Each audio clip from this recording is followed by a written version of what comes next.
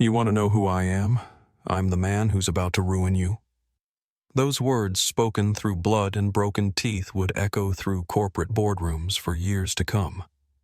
But to understand how we got there, we need to rewind 12 hours to a gray Tuesday morning in Chicago, where a man named David Richmond was about to discover that sometimes the only way to save something you love is to let yourself be destroyed for it. The rain hammered against the floor-to-ceiling windows of Chicago O'Hare's Diamond Executive Lounge with the persistence of an overdue debt collector, each drop creating a rhythmic, melancholy soundtrack that seemed to match the exhausted expressions of the business travelers scattered throughout the space. The air inside carried that particular mixture of leather polish, expensive cologne, and barely concealed desperation that seemed to cling to high-end airport lounges like smoke from a dying cigarette. David Richmond sat alone in the corner booth, as far from the other patrons as the room's configuration would allow, nursing a sparkling water with a twist of lime that had long since lost its fizz. At 43, David possessed the kind of stillness that most people either completely overlooked or found vaguely unsettling. He wasn't the tallest man in the room, standing just under 6 feet, nor was he the loudest or most dramatically dressed.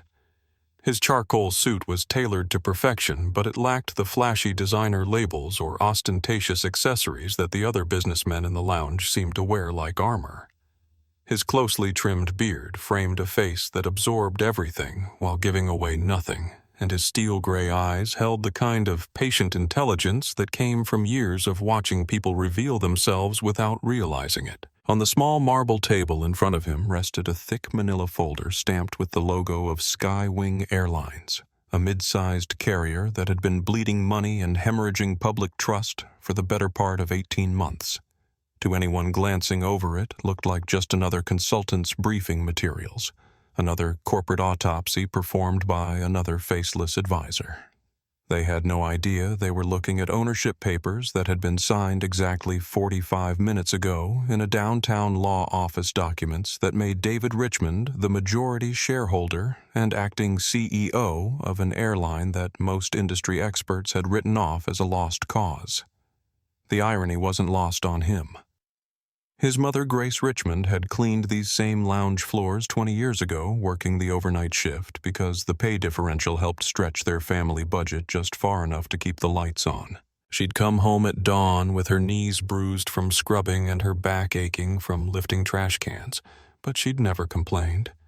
Never spoke bitterly about the entitled passengers who tracked mud across her freshly mopped floors, or the executives who treated her like a piece of furniture that occasionally needed to be stepped around.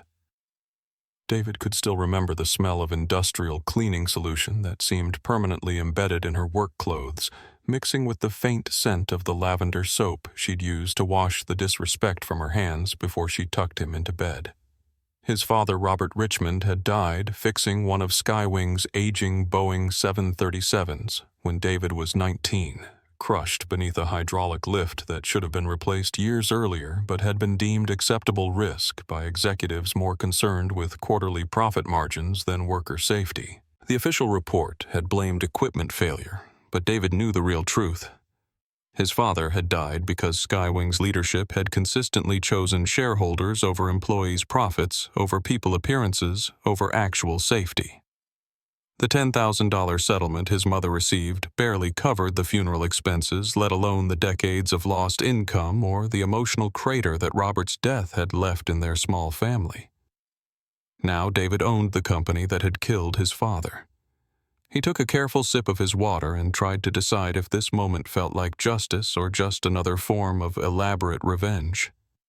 The acquisition had taken him 6 months of grueling negotiations, leveraging every asset his private equity firm had accumulated over the past decade. But the real work, the work of actually saving Skywing and the 6,000 people whose livelihoods depended on it, was just beginning.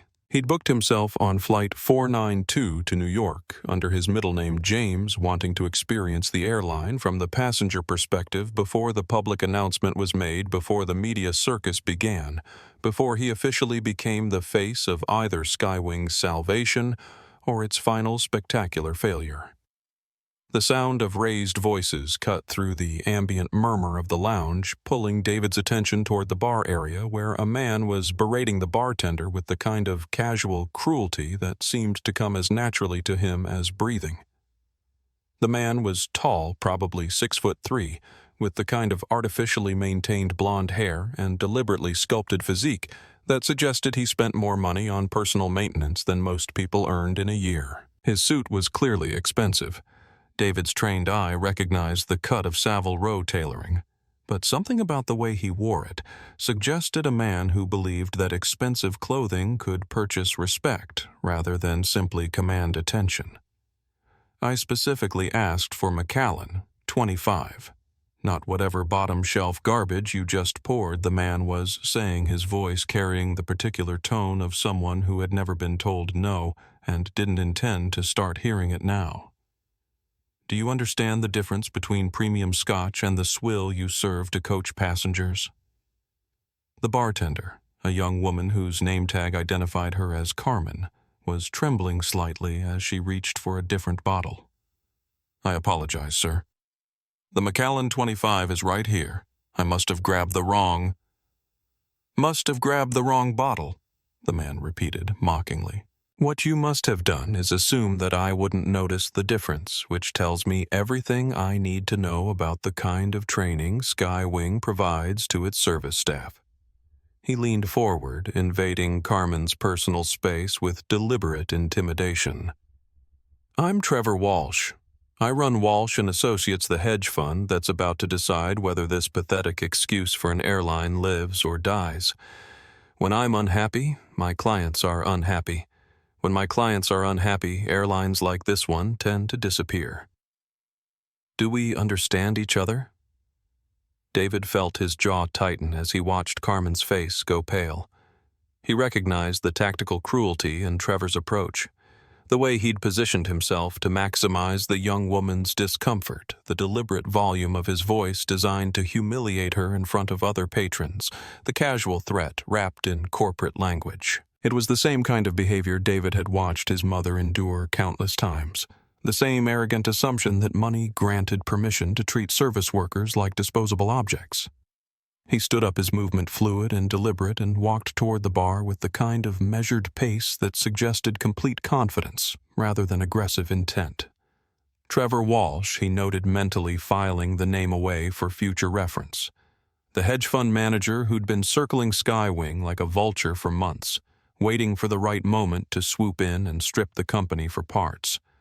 David had read Walsh's preliminary proposal during the due diligence process. A breathtakingly cynical plan to liquidate Skywing's aircraft, sell off its landing slots, terminate its workforce, and pocket the proceeds while leaving thousands of families with nothing but unemployment paperwork and broken promises. Now here Walsh was treating a Skywing employee like garbage while discussing the airline's future as though it were his personal property to dispose of. David found himself wondering what Trevor Walsh would think if he knew that the quiet black man approaching the bar was actually the person who had just purchased the company Walsh was planning to destroy, and whether that knowledge would make him more respectful or simply redirect his contempt toward a different target. Somehow David suspected he already knew the answer to that question. By the time David reached the bar area, Trevor Walsh had escalated his performance from mere rudeness to something approaching theater, his voice now carrying far enough to reach every corner of the lounge and ensuring that his humiliation of Carmen would have the largest possible audience. The other patrons were doing their best to pretend they couldn't hear what was happening. Some stared intently at their phones. Others suddenly became fascinated by the contents of their drinks, but David could see the tension in their shoulders and the way their conversations had died to uncomfortable whispers. The problem with this industry, Trevor was saying now, addressing the room as much as Carmen, is that nobody understands customer service anymore. You hire people who don't belong in premium environments. You give them minimal training, and then you act surprised when they can't meet basic standards. It's a perfect example of why companies like Skywing are failing. They've forgotten that first-class passengers pay premium prices because they expect premium treatment. Carmen's hands were shaking as she tried to clean the bar surface, clearly hoping that if she kept busy enough, Trevor might lose interest and move on to torturing someone else. David could see the tears threatening at the corners of her eyes and the way she kept glancing toward the lounge's exit as though calculating whether she could escape without losing her job. The dynamic was sickeningly familiar. The powerful person using their position to inflict maximum psychological damage on someone who couldn't fight back without risking their livelihood. David had seen this exact scene play out dozens of times during his childhood, watching his mother navigate the impossible balance between maintaining her dignity and keeping the job that kept their family housed and fed. He'd learned early that there were two kinds of people in the world, those who used their power to protect others, and those who used it to demonstrate their own superiority by making others feel small. Trevor Walsh was clearly enthusiastically a member of the second category. The boarding announcement for Flight 492 crackled through the lounge's sound audio speakers, barely audible over the ambient noise but enough to catch David's attention. First-class boarding would begin in 10 minutes, which meant he'd be sharing cabin space with Trevor Walsh for the next 3 hours. The prospect was about as appealing as being trapped in an elevator with a rabid hyena, but it also presented an opportunity to observe Walsh's behavior in a more confined environment to better understand the kind of person he'd be dealing with if Walsh's firm tried to challenge the acquisition or interfere with David's plans for Skywing's restructuring. "Excuse me," David said quietly, positioning himself just close enough to Trevor to catch his attention without appearing confrontational. His voice carried the kind of calm authority that came from years of boardroom negotiations, measured and professional, but with an underlying steel that suggested this was not a man who could be easily dismissed or intimidated. Trevor spun around, his pale blue eyes immediately scanning David from head to toe in a rapid assessment that David could practically see happening in real time. He watched Trevor take in his dark skin, his understated clothing, the absence of obviously expensive accessories or status symbols, and saw the exact moment when Trevor decided that David represented either a potential threat to be neutralized or an opportunity to demonstrate dominance. The slight sneer that curled Trevor's lip suggested he'd chosen the latter option.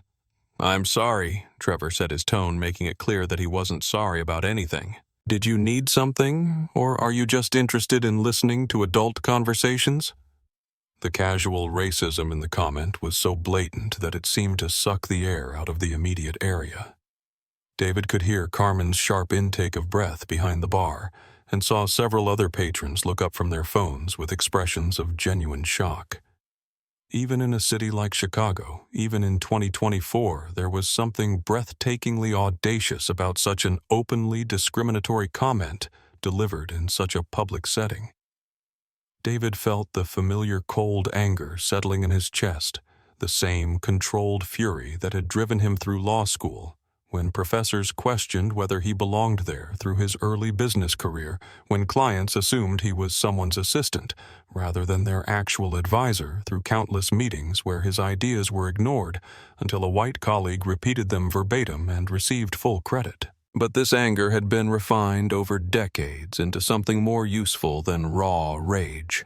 It had become a precision instrument, sharp and focused and infinitely patient. "I think there's been a misunderstanding," David replied, his voice remaining level and conversational despite the insult. "I wasn't trying to interrupt your conversation. I was simply going to suggest that the young lady behind the bar is doing her best under difficult circumstances, and perhaps a little patience might be more productive than public criticism." Trevor's laugh was harsh and brittle, the sound of someone who found genuine amusement in other people's discomfort. "Patience," he repeated as though the word itself was some kind of foreign concept. "Let me explain something to you, friend. I'm about to board a first-class flight that cost me more than most people make in a month. When I pay premium prices, I expect premium service. What I don't expect is to receive unsolicited advice from random strangers who probably don't understand the difference between business and coach." The lounge had gone completely silent now, with every patron straining to hear what would happen next. David could feel the weight of their attention the way people always seem to lean forward slightly when they sense that a situation was about to either diffuse peacefully or explode into something memorable. He thought about his mother again, about all the time she'd had to swallow her pride and accept similar treatment, because fighting back would have meant losing the job that kept their family afloat. But David Richmond was not his mother, and he was not dependent on Trevor Walsh's goodwill for his survival. More importantly, he was now in a position to change the culture that allowed people like Walsh to treat service workers like disposable objects. The acquisition papers in his briefcase represented more than just a business transaction.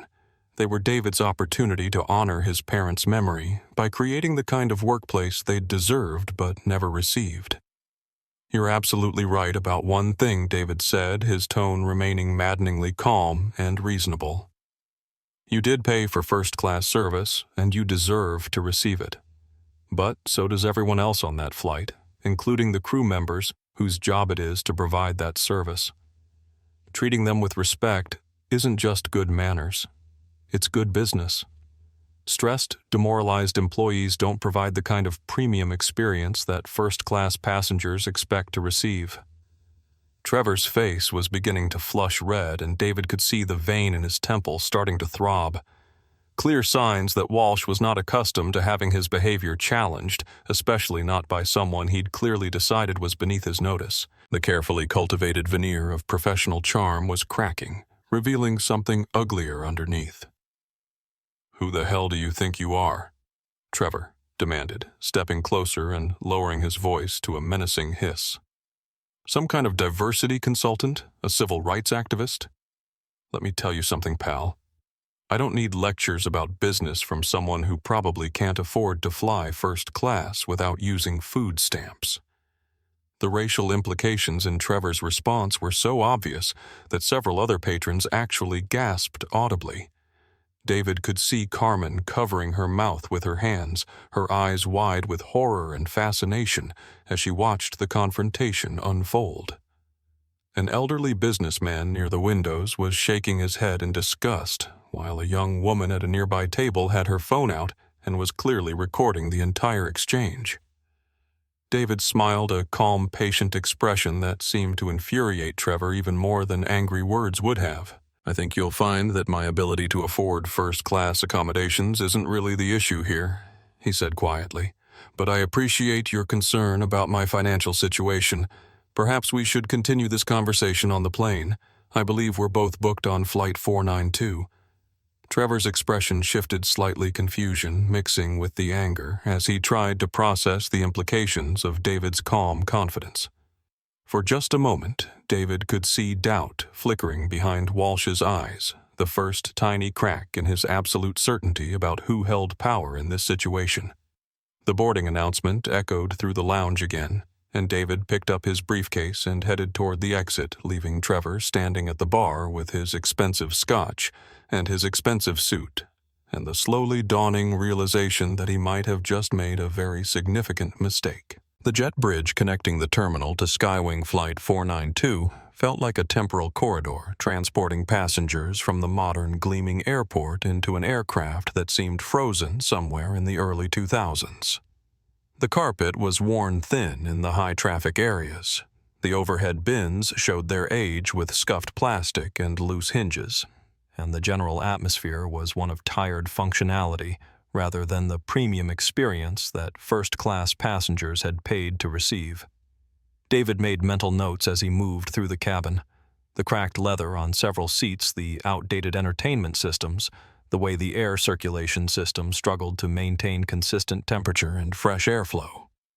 These were exactly the kinds of issues that had driven Skywing's customer satisfaction scores into the basement, and given opportunistic predators like Trevor Walsh ammunition for their arguments that the airline was beyond salvation. But David could see past the superficial problems to the underlying structure. Good bones that needed investment rather than demolition systems that required upgrading rather than replacement, a foundation that could support genuine excellence if given the proper resources and leadership. He found his assigned seat, 1A, settling into the window position and pulling out his tablet to review the passenger manifest he'd quietly acquired through his attorney. The document made for interesting reading, a mix of business travelers, vacation passengers, and what appeared to be several industry professionals who might be flying to New York for various aviation-related meetings. Most importantly, it confirmed that Trevor Walsh was indeed booked in seat 1B directly beside David for the duration of the flight. David was still reviewing the manifest when Trevor's shadow fell across his seat, and he looked up to find Walsh looming over him with an expression that managed to combine entitlement irritation and barely suppressed rage into a single, deeply unpleasant facial expression. Trevor was carrying an expensive leather briefcase and what appeared to be a premium whiskey tumbler from the airport lounge, suggesting that he'd continued drinking after their confrontation and was now operating with the kind of liquid courage that tended to make already bad situations considerably worse. "You're in my seat," Trevor stated flatly, his voice carrying the absolute certainty of someone who had never been contradicted about anything that mattered to him. There was no question mark at the end of the sentence, no acknowledgement that there might be any possibility of error or misunderstanding, just the flat declaration of ownership followed by the obvious expectation that David would immediately comply with his demand. David looked at his boarding pass, then at the small brass placard mounted on the cabin wall that clearly identified his seating assignment. "This is seat 1. A," he replied calmly. "According to my ticket, 1A is my assigned seat for this flight. Your ticket should indicate seat 1B, which is right there." He gestured toward the aisle seat directly beside him. Trevor's face darkened as he fumbled for his own boarding pass, clearly expecting to find evidence that would support his position and allow him to maintain his authority in the situation. When he found his ticket and saw that David was correct about the seating assignments, his expression shifted from confidence to frustrated anger with remarkable speed. "The system screwed up," Trevor declared as though his personal preference carried more weight than the airline's official seating algorithm. "I always fly in 1A. I'm a Platinum Elite member with this airline, which means I get priority seating selection. Someone in reservations made a mistake, and I'm not going to suffer because of their incompetence." David studied Trevor's flushed face and slightly unsteady posture, noting the unmistakable signs of someone who'd been drinking steadily for several hours and was now feeling the combined effects of alcohol and wounded pride. The logical response would have been to point out that both seats were identical except for window versus aisle positioning, that the difference in passenger experience was essentially negligible, and that Trevor could simply sit in his assigned seat and enjoy the same first-class service he'd paid to receive. But David was beginning to understand that this confrontation wasn't really about seating arrangements. It was about power dynamics, about Trevor's need to establish dominance over someone he perceived as being beneath his social status, about the deeply ingrained belief that privilege should always defer to greater privilege, and that questioning that hierarchy represented a fundamental threat to the natural order of things. "I understand your frustration," David said, keeping his voice level and professional despite Trevor's increasingly aggressive posture. "But both seats offer the same level of service and comfort. I'm sure you'll find 1B perfectly adequate for your needs." "Perfectly adequate," Trevor repeated mockingly, his voice rising enough to attract attention from other passengers who were still settling into their seats. "Do you understand what I pay for first-class service? Do you have any idea what my time is worth? I don't want perfectly adequate. I want exactly what I paid for, which includes the window seat that I specifically requested when I booked this flight." An elderly gentleman in seat 3, a distinguished-looking with silver hair and the kind of weathered dignity that came from decades of treating people with basic decency, looked up from his newspaper with obvious disapproval. "Sir," he said quietly, "perhaps you could simply take your assigned seat and allow everyone to get settled, so we can depart on schedule." Trevor whirled around to face the older man, his movements sharp and aggressive. "Perhaps you could mind your own business and let the adults handle this situation," he snapped. "This is between me and the person who's sitting in my seat."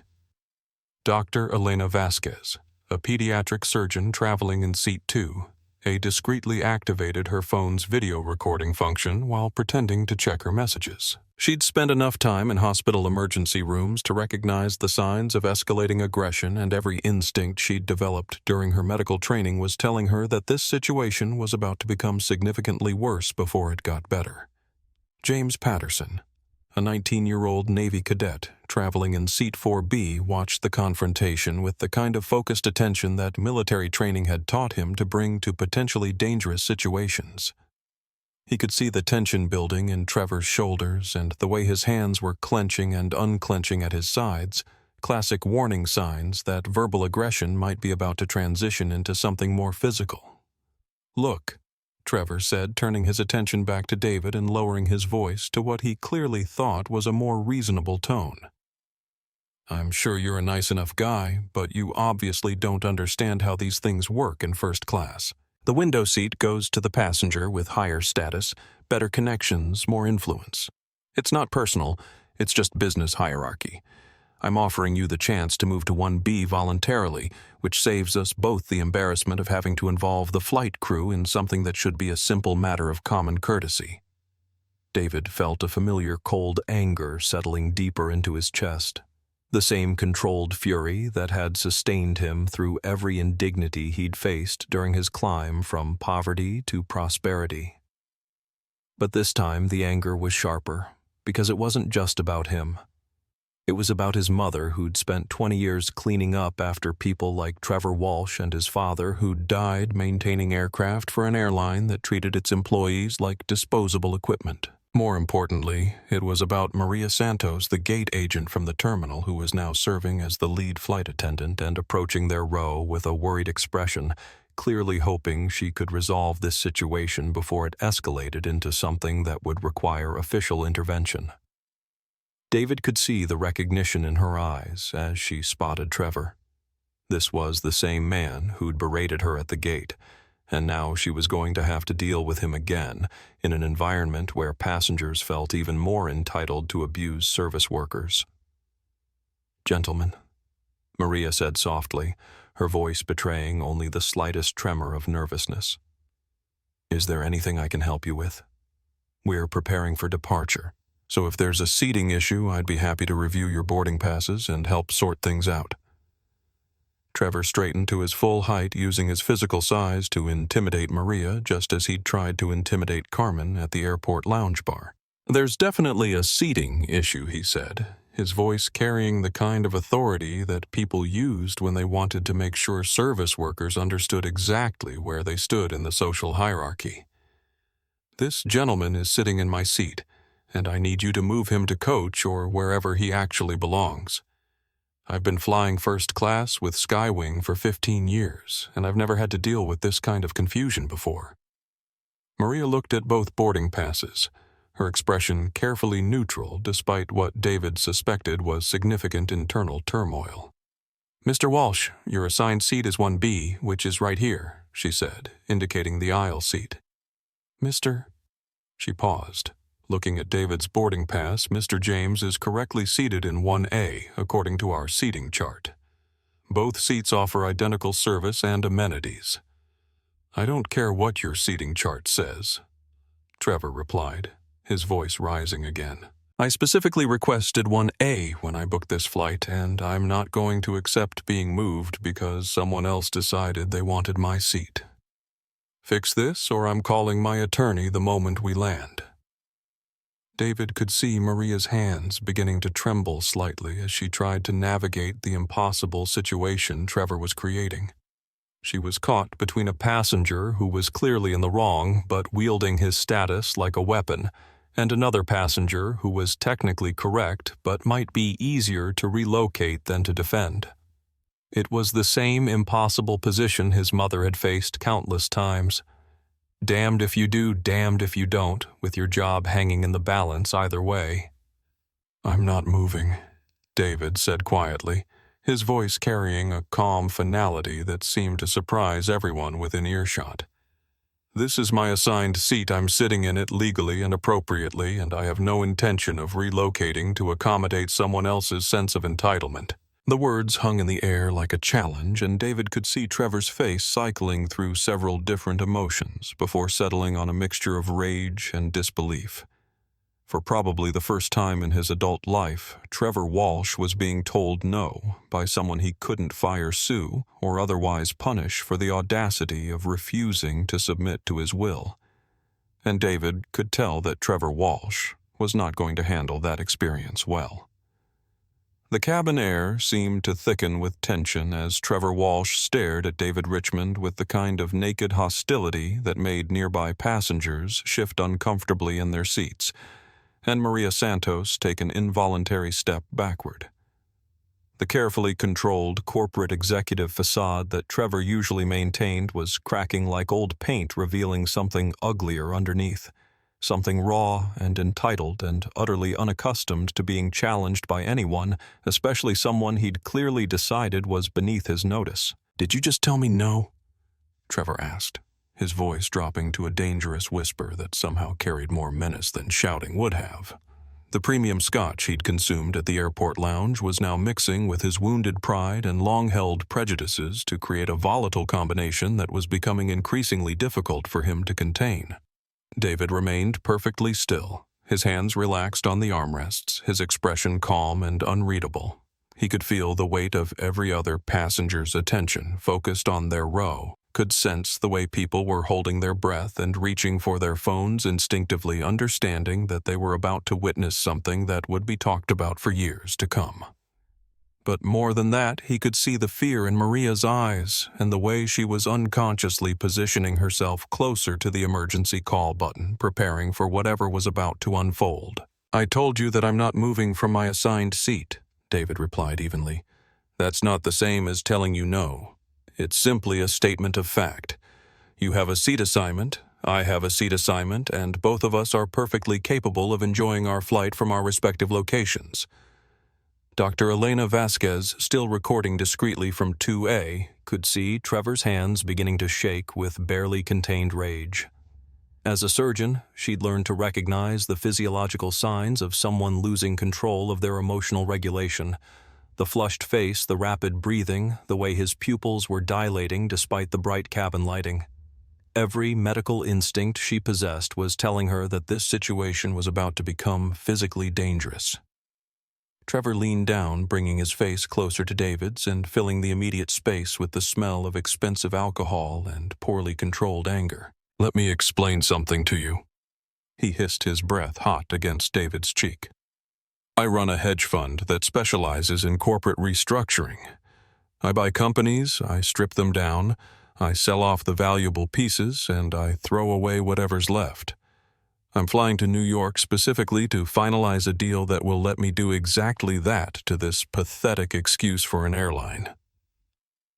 He straightened slightly, his voice rising enough for other passengers to hear clearly. "When I'm done with Skywing, there won't be any more first-class cabins for people like you to squat in. There won't be any jobs for these flight attendants or the pilots or anyone else who depends on this company for their living.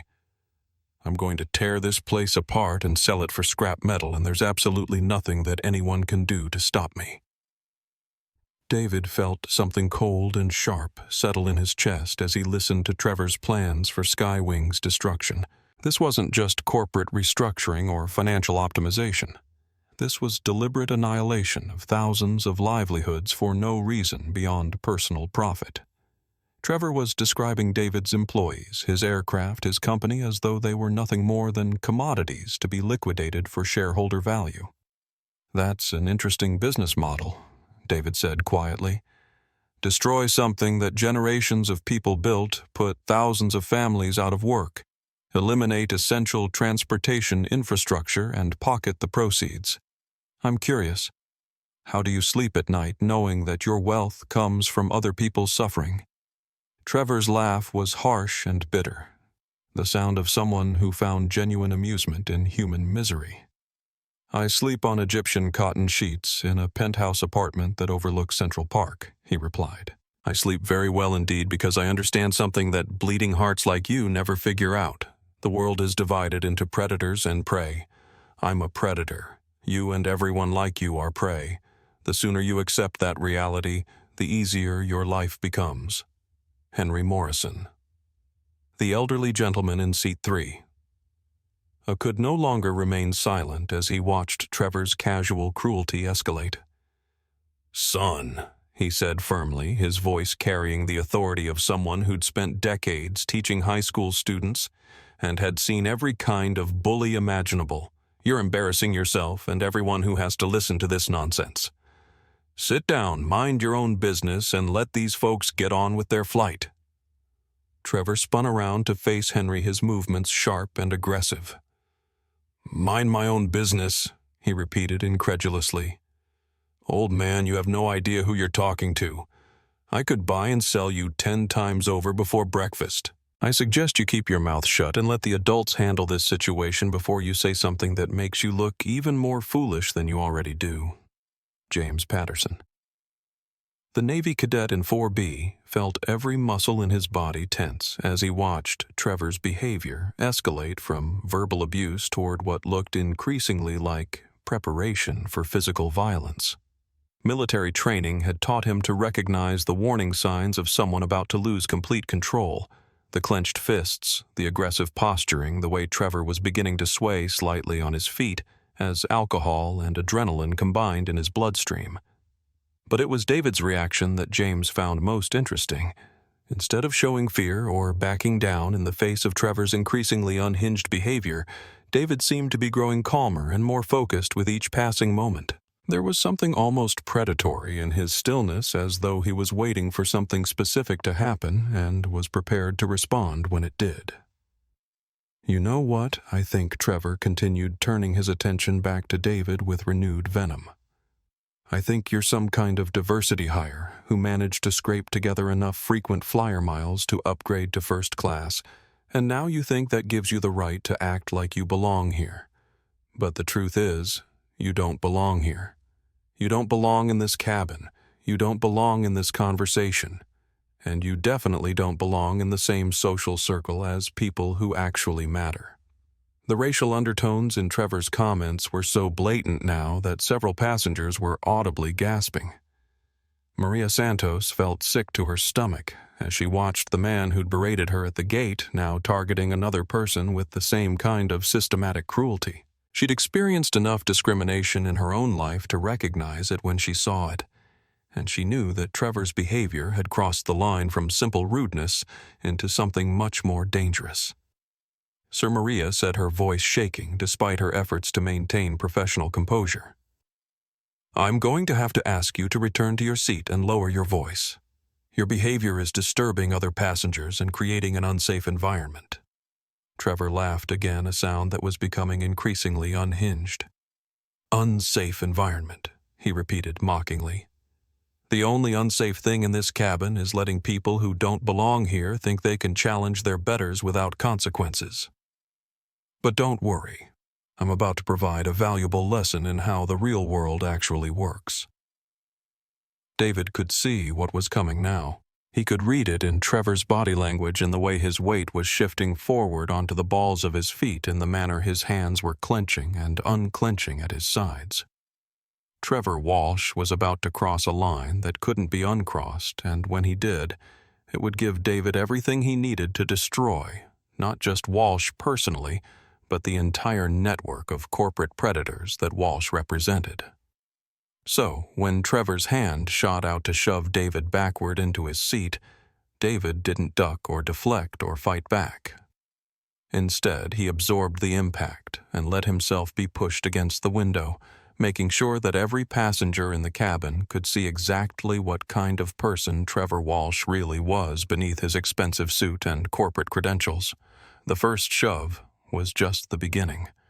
The sound of Trevor Walsh's palm connecting with David Richmond's chest echoed through the first-class cabin like a gunshot, sharp and sudden and unmistakably violent. David felt the impact drive the air from his lungs as he was slammed backward into the window, but his mind remained crystalline clear, calculating angles and witnesses and legal implications, even as his body absorbed the physical assault.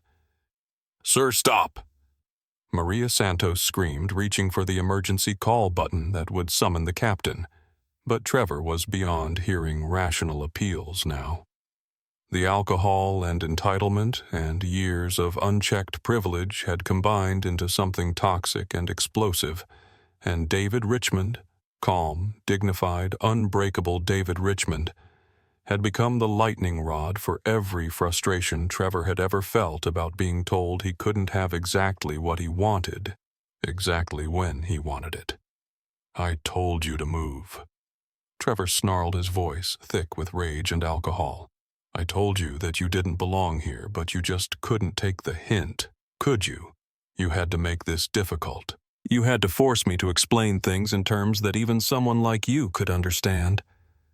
Dr. Elena Vasquez watched in horror from seat 2A as Trevor drew back his right fist, a heavy, clumsy swing that carried all the weight of his linebacker frame and none of the precision of someone who actually knew how to fight.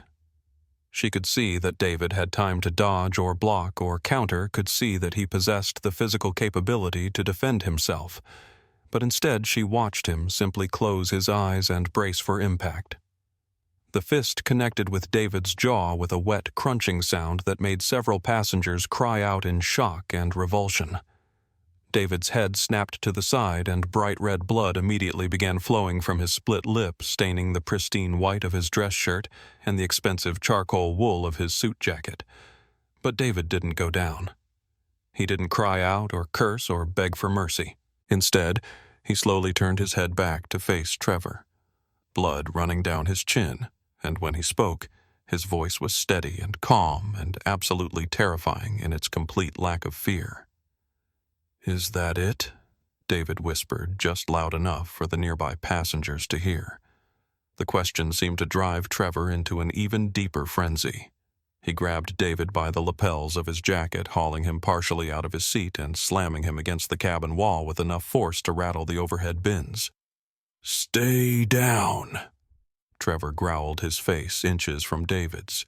"Stay down and learn your place." James Patterson, the Navy cadet in 4B, felt every training instinct screaming at him to intervene as he watched Trevor drive his knee upward into David's ribs with brutal efficiency. He could hear the air rushing out of David's lungs and see the way his body contracted around the impact, but what stopped James cold was the expression on David's face. Not pain, not fear, but something that looked almost like satisfaction, as though this beating was exactly what David had been hoping would happen. Henry Morrison was on his feet now, shouting for someone to stop the assault, but his voice was lost in the chaos of passengers screaming and Maria Santos crying and the general pandemonium that had erupted throughout the cabin. Dr. Vasquez had dropped all pretense of discretion and was openly filming now, her medical training warring with her human instincts, as she documented what was clearly a felony assault while calculating the potential severity of David's injuries.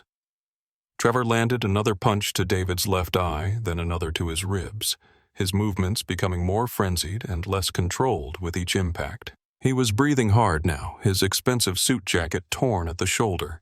His carefully styled hair disheveled, his knuckles beginning to split from the repeated impacts against David's skull and body. "This is what happens." Trevor panted between punches when people like you forget your place. "This is what happens when you try to take things that don't belong to you. This is what happens when you challenge people who actually matter." David felt his ribs crack under Trevor's knee, felt the sharp, blinding pain that told him something had definitely broken, but his mind remained focused on the larger picture. Every camera in the cabin was recording this beating.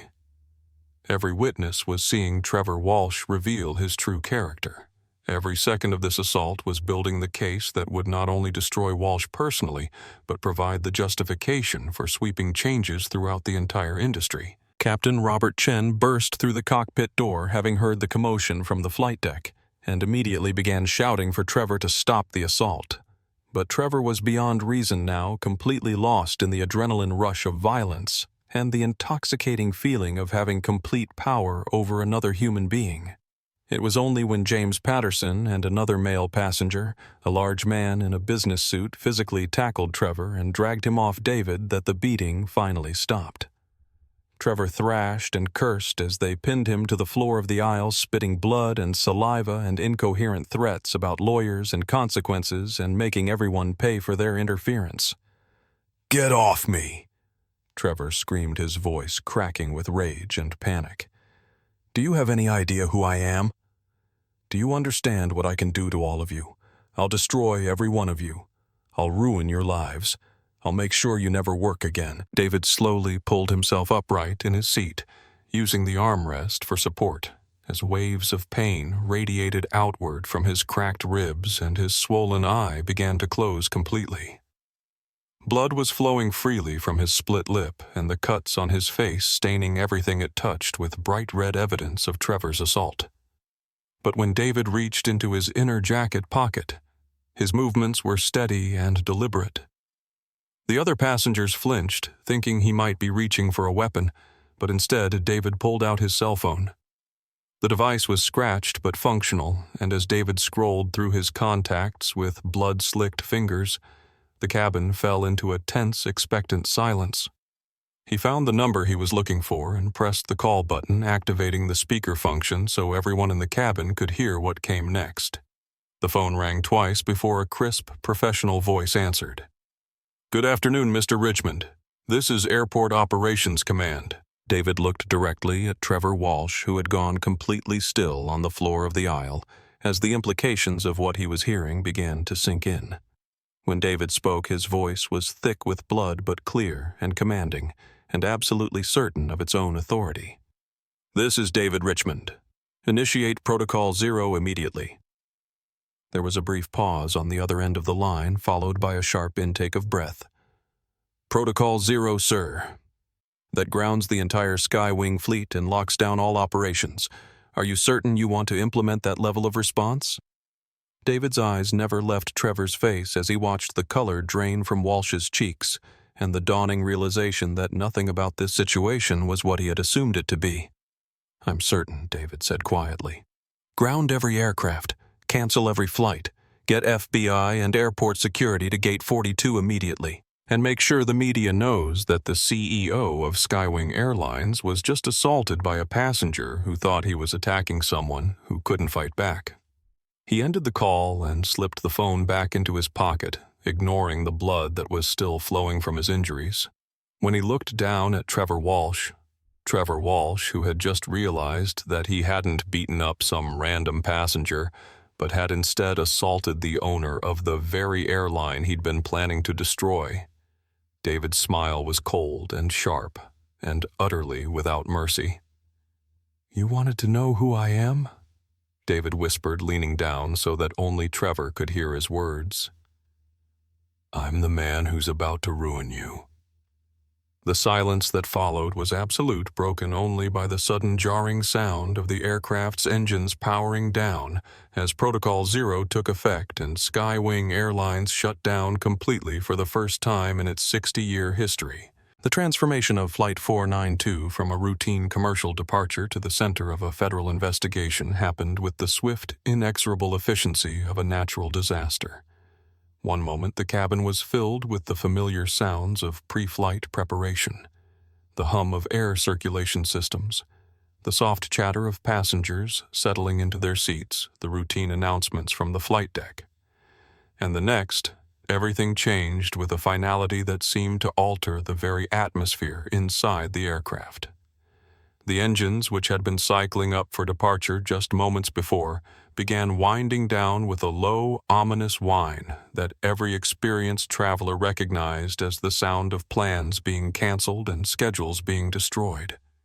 The cabin lights flickered once, then surged to full brightness, bathing the scene in an unforgiving white glare that made the blood on David Richmond's face look even more vivid and shocking. Outside the windows, the tarmac at Chicago O'Hare was suddenly alive with activity that had nothing to do with normal airport operations.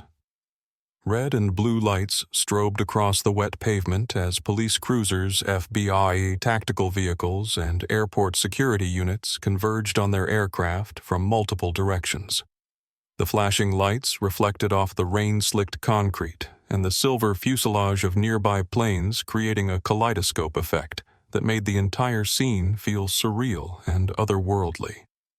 Trevor Walsh, still pinned to the floor of the aisle by James Patterson and the businessman who had helped restrain him, was staring at David Richmond with the expression of a man watching his entire understanding of reality crumble in real time.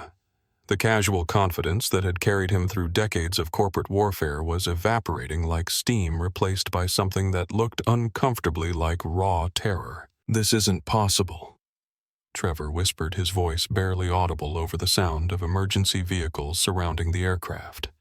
"The acquisition doesn't close until tomorrow. The paperwork isn't final. You can't be.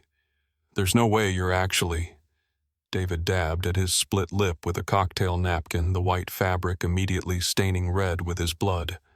But his movements were calm and deliberate, despite the obvious pain from his injuries. "The acquisition closed at 9:15 this morning," he said quietly. 45 minutes before you started screaming at the bartender in the executive lounge. I own Skywing Airlines, Mr. Walsh. I own this aircraft. This route, these landing slots, and every employee who just watched you assault the CEO of their company." Dr. Elena Vasquez was still recording from her seat, her hands trembling slightly as she captured what she knew was going to become one of the most viewed videos in aviation history. As a surgeon, she'd seen plenty of violence and trauma, but there was something uniquely disturbing about watching a systematic assault unfold in the confined space of an aircraft cabin, particularly when the victim had clearly chosen to endure the beating rather than defend himself. Maria Santos stood near the galley, tears streaming down her face as she watched the man who had humiliated her at the gate now facing the consequences of his behavior. She was thinking about her daughter, about the medical bills that her Skywing health insurance helped cover, about the job that she'd thought might disappear if Trevor Walsh's firm succeeded in liquidating the airline. Now watching David Richmond sitting bloodied but unbroken in seat 1. She was beginning to understand that everything had just changed in ways she couldn't have imagined. Captain Chen's voice crackled through the cabin's intercom system, his tone professional but strained. "Ladies and gentlemen, this is your captain speaking.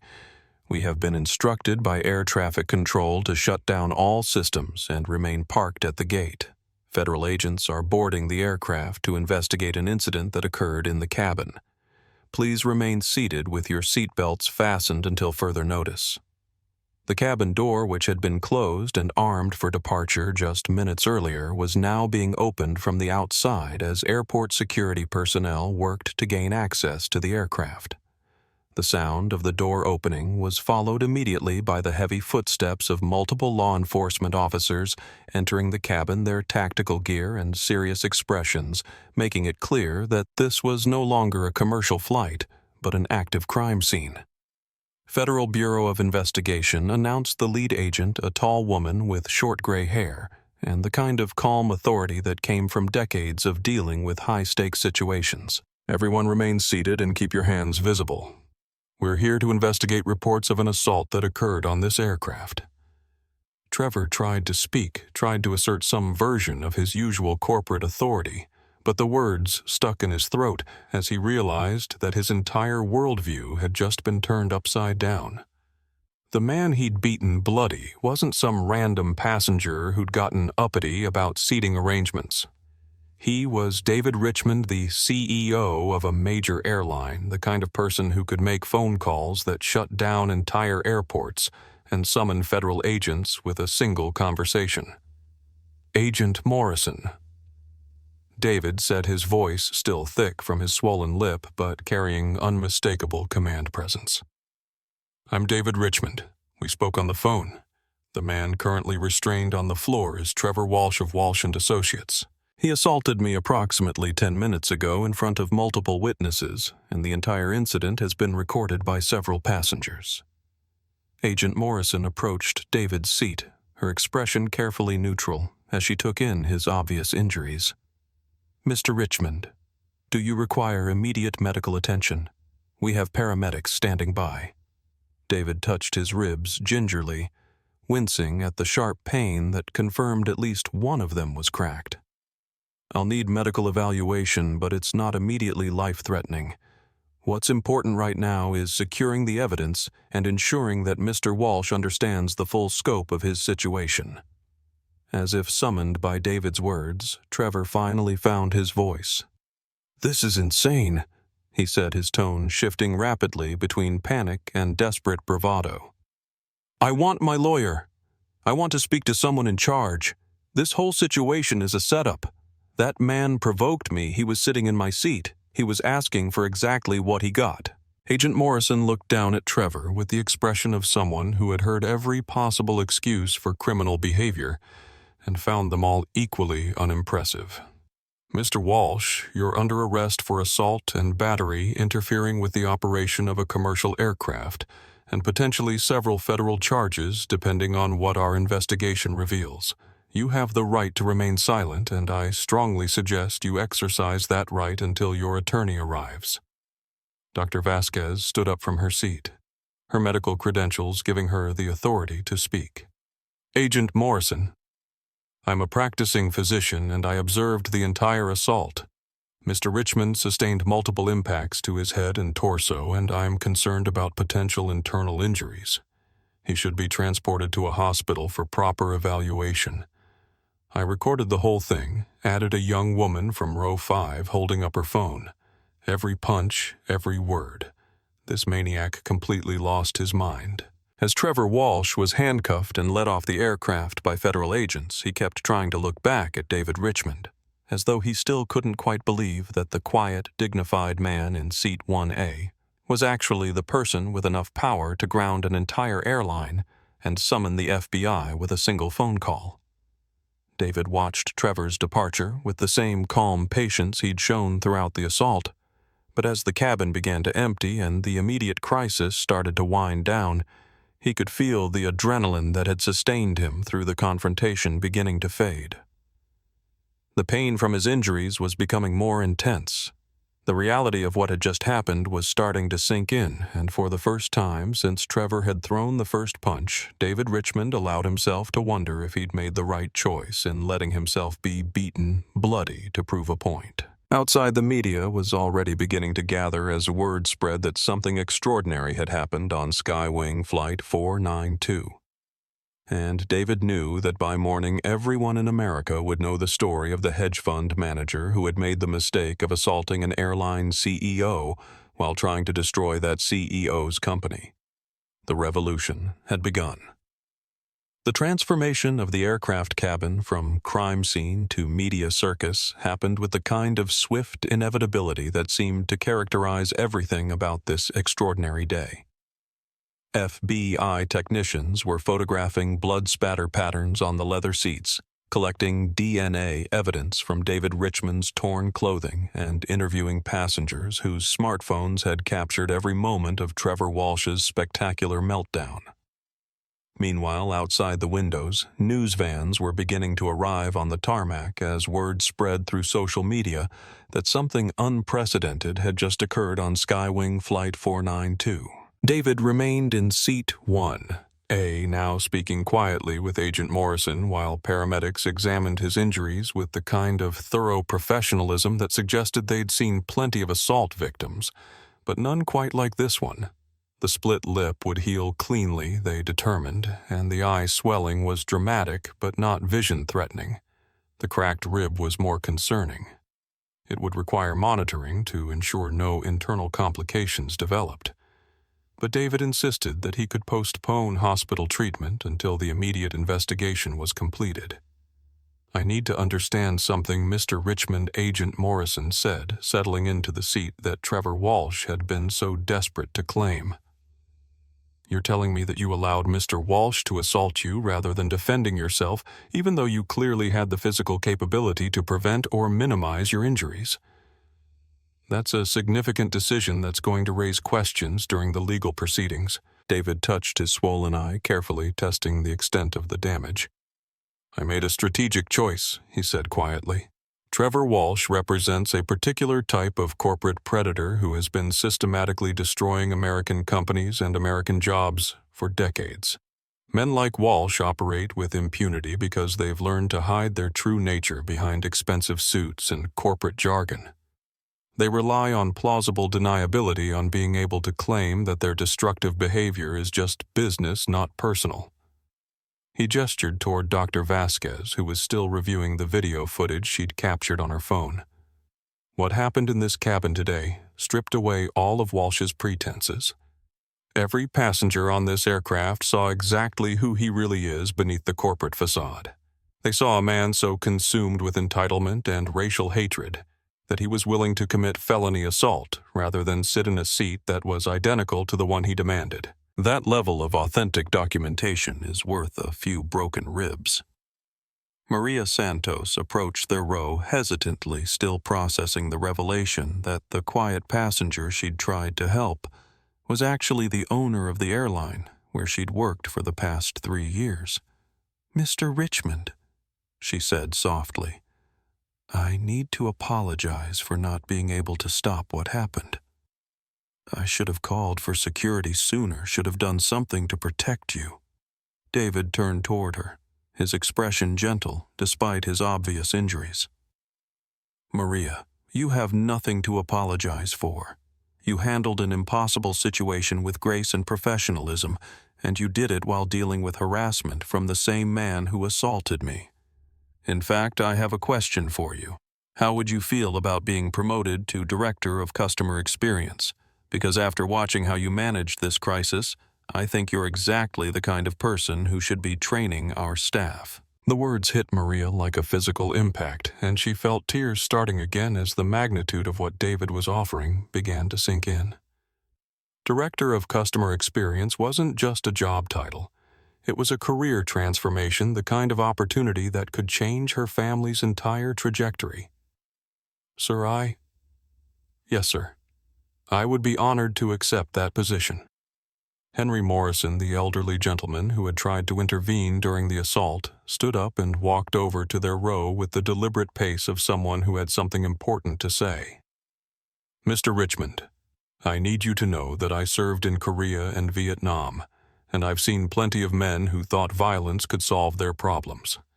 What that young man did to you today was inexcusable, and I'm proud that there were people on this aircraft willing to step in and stop it. I appreciate that, Mr. Morrison. Your willingness to speak up took courage, especially when you didn't know how dangerous Walsh might become." "Sir, if I may ask." Henry continued, "What happens next? I mean beyond the legal proceedings. What happens to Skywing? What happens to all the employees who depend on this company?" David was quiet for a moment, considering not just Henry's question, but the broader implications of everything that had occurred. "What happens next is that we rebuild this airline from the ground up. We invest in new aircraft, better training, improved working conditions. We create the kind of company that treats employees and passengers with dignity, regardless of their background or economic status. We prove that American businesses can be profitable without being predatory." Dr. Vasquez looked up from her phone, where she'd been reviewing the video footage with the methodical precision of someone documenting medical evidence. "Mr. Richmond, I hope you understand that this video is going to be seen by millions of people. The assault was clearly racially motivated, and the contrast between Walsh's behavior and your restraint is going to make this a defining moment for discussions about corporate culture and workplace discrimination." "I understand," David replied. "That's why I chose to endure the beating rather than prevent it. Sometimes change requires sacrifice, and sometimes that sacrifice has to be visible enough to shock people into recognizing truths they'd prefer to ignore." James Patterson. The Navy cadet who had helped restrain Trevor Walsh approached with the kind of respectful bearing that military training had ingrained in him. "Sir, I wanted you to know that I recorded Walsh's assault on my phone as well. If there are any legal proceedings, I'll make sure the Navy knows that I'm available to testify about what I witnessed." "Thank you, James. That kind of integrity is exactly what this industry needs more of." Agent Morrison closed her notebook and stood up, signaling that the initial investigation was complete. "Mr. Richmond, we'll need you to provide a formal statement once you've received medical treatment, but the preliminary evidence is overwhelming. Between the witness testimony, The video documentation and Walsh's own admissions during the assault, this is going to be a straightforward case from a prosecution standpoint. As the passengers began filing off the aircraft to continue their travel arrangements on other airlines, each of them stopped to speak briefly with David. Some offered business cards, others expressed support for what he was doing with Skywing, and several asked how they could help spread the word about what they'd witnessed. By the time the cabin was empty, except for David Agent Morrison and the medical personnel, it was clear that Trevor Walsh's assault hadn't just been a criminal act. It had been a public relations disaster of epic proportions. "One more thing," Agent Morrison said as they prepared to escort David to the hospital. "Walsh's hedge fund has been on our radar for several months in connection with some questionable trading practices. The assault charge is just the beginning. We're going to be looking very carefully at his firm's business practices and their financial relationships with companies they've targeted for acquisition." David smiled despite the pain from his split lip. "Agent Morrison, I think you'll find that Trevor Walsh has made a lot of enemies over the years. People who've been waiting for exactly this kind of opportunity to share what they know about his business practices." As they helped David to his feet and began the process of transferring him to medical care, he took one last look around the cabin of Skywing Flight 492. The bloodstains on his seat would be cleaned away, the damaged upholstery would be repaired, and eventually this aircraft would return to service. But the events that had unfolded here today would resonate far beyond this cabin, far beyond this airline, and far beyond anything that Trevor Walsh could have imagined when he decided that assault was an appropriate response to being told no. The revolution was just getting started. The interrogation room at Chicago O'Hare's Federal Detention Facility was a study in institutional sterility. Beige walls, fluorescent lighting, and the kind of metal furniture that was designed to be impossible to use as a weapon during emotional outbursts. Trevor Walsh sat handcuffed to the table, his expensive suit now torn and stained, his carefully maintained appearance destroyed by his own violence and the subsequent struggle with federal agents. The transformation from corporate executive to criminal defendant had taken less than 2 hours. But for Trevor, it felt like watching his entire life collapse in slow motion. His high-priced attorney, Arthur Sterling of Sterling & Associates, sat beside him with the expression of someone who had just been handed an unwinnable case and was trying to calculate how to minimize both his client's exposure and his own professional reputation. "Let me understand this correctly," Sterling was saying, his voice tight with barely controlled frustration. "You assaulted a passenger on a commercial aircraft in front of multiple witnesses, all of whom recorded the incident on their phones. The passenger you assaulted turned out to be the CEO of the airline. And during the assault, you made racially motivated statements that were captured on video and are already going viral on social media." Trevor's hands were shaking as he tried to process the magnitude of his situation. "The deal hasn't closed yet," he kept repeating as though saying it enough times would somehow make it true. "The acquisition was supposed to finalize tomorrow in New York. Richmond can't actually own Skywing yet. There's no way the paperwork is complete." Agent Morrison entered the room carrying a thick file folder and a tablet, her expression professional but unsympathetic. "Mr. Walsh, I have some documents here that I think will help clarify your situation. These are the acquisition papers for Skywing Airlines signed by David Richmond at 9:15 this morning and filed with the Securities and Exchange Commission at 9:45. Mr. Richmond has been the legal owner of Skywing Airlines for approximately 8 hours." She placed photocopies of the documents on the table in front of Trevor, who stared at them as though they were written in a foreign language. "This also means that when you assaulted Mr. Richmond, you weren't just committing battery against a fellow passenger. You were assaulting the owner of the aircraft you were traveling on, which elevates this to federal charges under several different statutes." Sterling leaned forward, recognizing that his client's situation was even worse than he'd initially realized. "Agent Morrison, my client was clearly intoxicated and under significant stress. This was an isolated incident, a moment of poor judgment, not a pattern of criminal behavior. Actually, Mr. Sterling, we have reason to believe this isn't an isolated incident at all.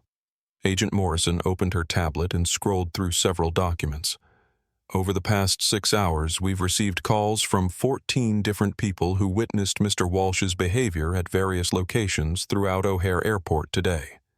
The bartender at the executive lounge, the gate agent at boarding, several passengers who observed his conduct. All of them describe a pattern of escalating aggression and discriminatory behavior. Trevor felt his stomach drop as the implications became clear. This wasn't just about the assault on David Richmond. This was about a comprehensive pattern of behavior that painted him as exactly the kind of person who would commit racially motivated violence. Furthermore, Agent Morrison continued, we've been in contact with the Securities and Exchange Commission regarding some irregularities in your firm's trading patterns around companies you've targeted for acquisition. It appears that Walsh and Associates has been engaging in some questionable short-selling activities that may constitute market manipulation. The blood drained from Trevor's face as he realized that his assault on David Richmond had triggered a comprehensive investigation into every aspect of his business practices. Those trades were legal, he said weakly. Everything we did was within SEC guidelines. Was it legal when you shorted Skywing stock 3 weeks ago using insider information about their maintenance issues? Agent Morrison asked, consulting her tablet. Information that came from a mechanic you bribed to provide confidential safety reports, because we have the bank records showing payments from a shell company registered to your Cayman Islands account. Sterling put his head in his hands, recognizing that his client hadn't just committed simple assault. He'd committed assault while in the middle of what appeared to be an elaborate securities fraud scheme. Agent Morrison, my client needs time to review these allegations with counsel before making any statements. Of course, Agent Morrison replied. But I should mention that while you're reviewing those allegations, the video of Mr. Walsh's assault is currently trending on social media with over 2 million views. CNN, Fox News, and MSNBC are all leading their evening broadcasts with the story. The hashtag #FirstClassAssault is #1 on Twitter, and there are already calls for congressional hearings on corporate accountability in the aviation industry. Trevor's world was disintegrating with breathtaking speed. Not only was he facing federal criminal charges, but his professional reputation was being destroyed in real time as millions of people watched him reveal his true character in the most public way possible. How many views did you say? He asked weakly. 2 million and climbing. Dr. Elena Vasquez, the physician who recorded the assault, gave an interview to Anderson Cooper about what she witnessed. James Patterson, the Navy cadet who helped restrain you, spoke with Fox News about corporate bullying and workplace discrimination. Maria Santos, the flight attendant you harassed, is scheduled to appear on Good Morning America tomorrow. Agent Morrison closed her tablet and looked directly at Trevor. Mr. Walsh, you didn't just assault David Richmond today. You assaulted him on camera in front of witnesses while making statements that revealed your racial prejudices and your plan to destroy his company. You've become the face of everything that's wrong with corporate America, and that's going to follow you for the rest of your life. As the reality of his situation began to sink in, Trevor Walsh started to cry. Not the dignified tears of someone facing adversity with courage, but the desperate, ugly sobs of a man who had just realized that his own actions had destroyed everything he'd spent decades building. His hedge fund would collapse, his clients would flee, his reputation would never recover, and all because he couldn't accept being told to sit in seat 1B instead of 1A. I want to make a deal, he said suddenly, looking up at Agent Morrison with desperate hope. I'll cooperate with the SEC investigation. I'll provide information about other firms engaging in similar practices. I'll testify before Congress if necessary.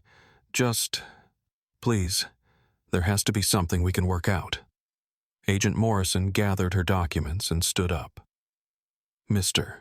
Walsh, the only deal available to you right now is the opportunity to plead guilty and hope for a reduced sentence. But given the public attention this case is receiving, and given the clear evidence of racial motivation in your assault, I doubt any prosecutor is going to be interested in plea negotiations." As she left the interrogation room, Trevor Walsh was left alone with his attorney and the dawning realization that his 15 minutes of entitled rage had just cost him everything he'd ever worked for. Outside, David Richmond was being treated at the hospital, while simultaneously planning the complete transformation of Skywing Airlines and the broader aviation industry. The hunter had become the hunted, and Trevor Walsh was about to discover exactly how it felt to be prey. The emergency room at Northwestern Memorial Hospital carried the familiar mixture of antiseptic anxiety and barely controlled chaos that characterized medical facilities dealing with trauma cases. David Richmond sat on the examination table in bed 3, his expensive suit now replaced by a hospital gown, while radiologists reviewed x-rays of his ribs and doctors evaluated the extent of his facial injuries. But despite being the patient, David was conducting business with the focused intensity of someone who understood that the next 24 hours would determine whether Trevor Walsh's assault became an isolated incident or the catalyst for industry-wide change. His phone hadn't stopped ringing since news of the incident broke, and his assistant, Sarah Kim, was coordinating with federal prosecutors, Securities and Exchange Commission investigators, and media outlets from around the world.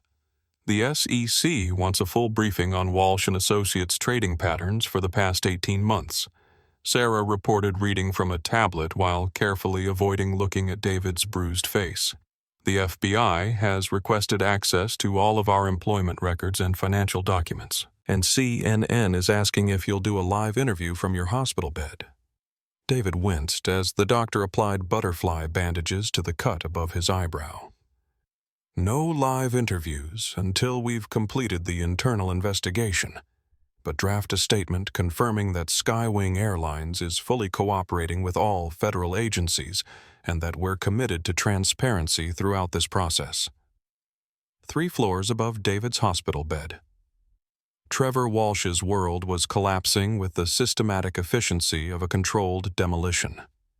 His hedge fund's offices in downtown Chicago were being raided by FBI agents executing search warrants, while SEC investigators were freezing assets and interviewing employees who had been waiting years for the opportunity to expose their employer's illegal activities. Jessica Rivera. Trevor's executive assistant for the past 5 years sat in a conference room at the FBI field office, providing federal agents with detailed information about her boss's business practices. She'd endured Trevor's verbal abuse and discriminatory behavior for years, staying silent because she needed the job to support her family. But watching him assault David Richmond on live video had finally given her the courage to speak up. "He kept shadow ledgers," Jessica explained, sliding a thumb drive across the table to Agent Morrison. "Financial records that weren't reported to investors or regulatory agencies. Shell companies in the Cayman Islands that he used to manipulate stock prices, bribes paid to maintenance workers, safety inspectors and regulatory officials to provide insider information about target companies." Agent Morrison reviewed the files on the thumb drive, her expression growing more serious with each document. "Rivera, this evidence suggests a pattern of criminal behavior extending back at least 7 years. Why didn't you report these activities earlier?" Jessica's voice was quiet but steady. "Because Trevor Walsh was rich and powerful and connected, and I was a single mother who couldn't afford to lose her health insurance. Because I knew that if I spoke up, he would destroy my career and make sure I never worked in finance again. Because people like him always win, and people like me always suffer the consequences."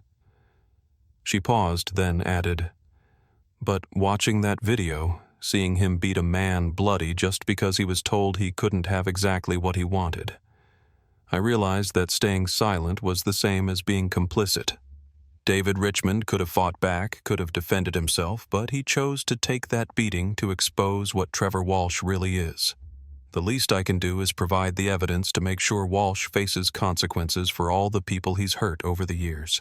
Meanwhile, at Walsh & Associates headquarters, the firm was experiencing its own version of corporate meltdown. Major investors were withdrawing their funds. Trading partners were severing relationships, and employees were submitting resignations as quickly as they could draft them. The video of Trevor's assault had made the firm radioactive overnight, and anyone associated with Walsh and Associates was desperately trying to distance themselves before the criminal investigation expanded. Michael Torres, Trevor's deputy and heir apparent, found himself fielding calls from clients demanding immediate withdrawal of their investments. "I understand your concerns," he kept repeating, "but Mr. Walsh's personal conduct doesn't reflect the firm's investment strategy or fiduciary responsibilities." But even as he spoke, Michael knew he was fighting a losing battle. The video of Trevor Walsh assaulting David Richmond wasn't just a public relations disaster. It was a window into the kind of person Walsh had always been behind closed doors. The racial slurs, the entitled rage, the casual cruelty towards service workers. None of it was surprising to anyone who had worked with Trevor for any length of time. By morning, Walsh and Associates would lose 40% of its assets under management. By the end of the week, the firm would be under federal investigation and facing potential criminal charges. By the end of the month, it would cease to exist as anything more than a cautionary tale about the consequences of unchecked privilege and corporate arrogance. Back at the hospital, David Richmond was receiving updates on the broader implications of Trevor's assault. "Sir Sarah Kim reported we're receiving calls from employees throughout the Skywing system. Mechanics, baggage handlers, gate agents, flight attendants. They're all asking if the changes you've planned are actually going to happen, or if this was just a publicity stunt." David looked out the window at the Chicago skyline, thinking about his parents and the dignity they'd been denied throughout their working lives. "Schedule a company-wide video conference for tomorrow morning. I want to speak directly to every Skywing employee about our plans for the future, and Sarah start drafting the paperwork for the employee stock ownership plan. I want 40% of Skywing's voting shares transferred to a trust controlled by our workers. Sir, that's a massive financial commitment. Are you sure you want to proceed with such significant changes so quickly?" David touched his swollen eye, feeling the ache that would remind him of this day for weeks to come. "Sarah, I let Trevor Walsh beat me bloody to prove a point about corporate accountability. The least I can do is follow through with policies that actually hold corporations accountable. Our employees deserve to own a stake in the company they're building."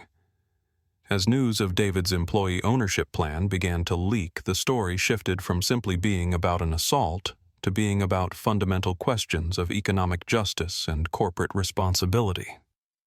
David Richmond wasn't just the victim of Trevor Walsh's violence. He was becoming the symbol of a different approach to business leadership, one that prioritized workers and passengers over shareholder profits.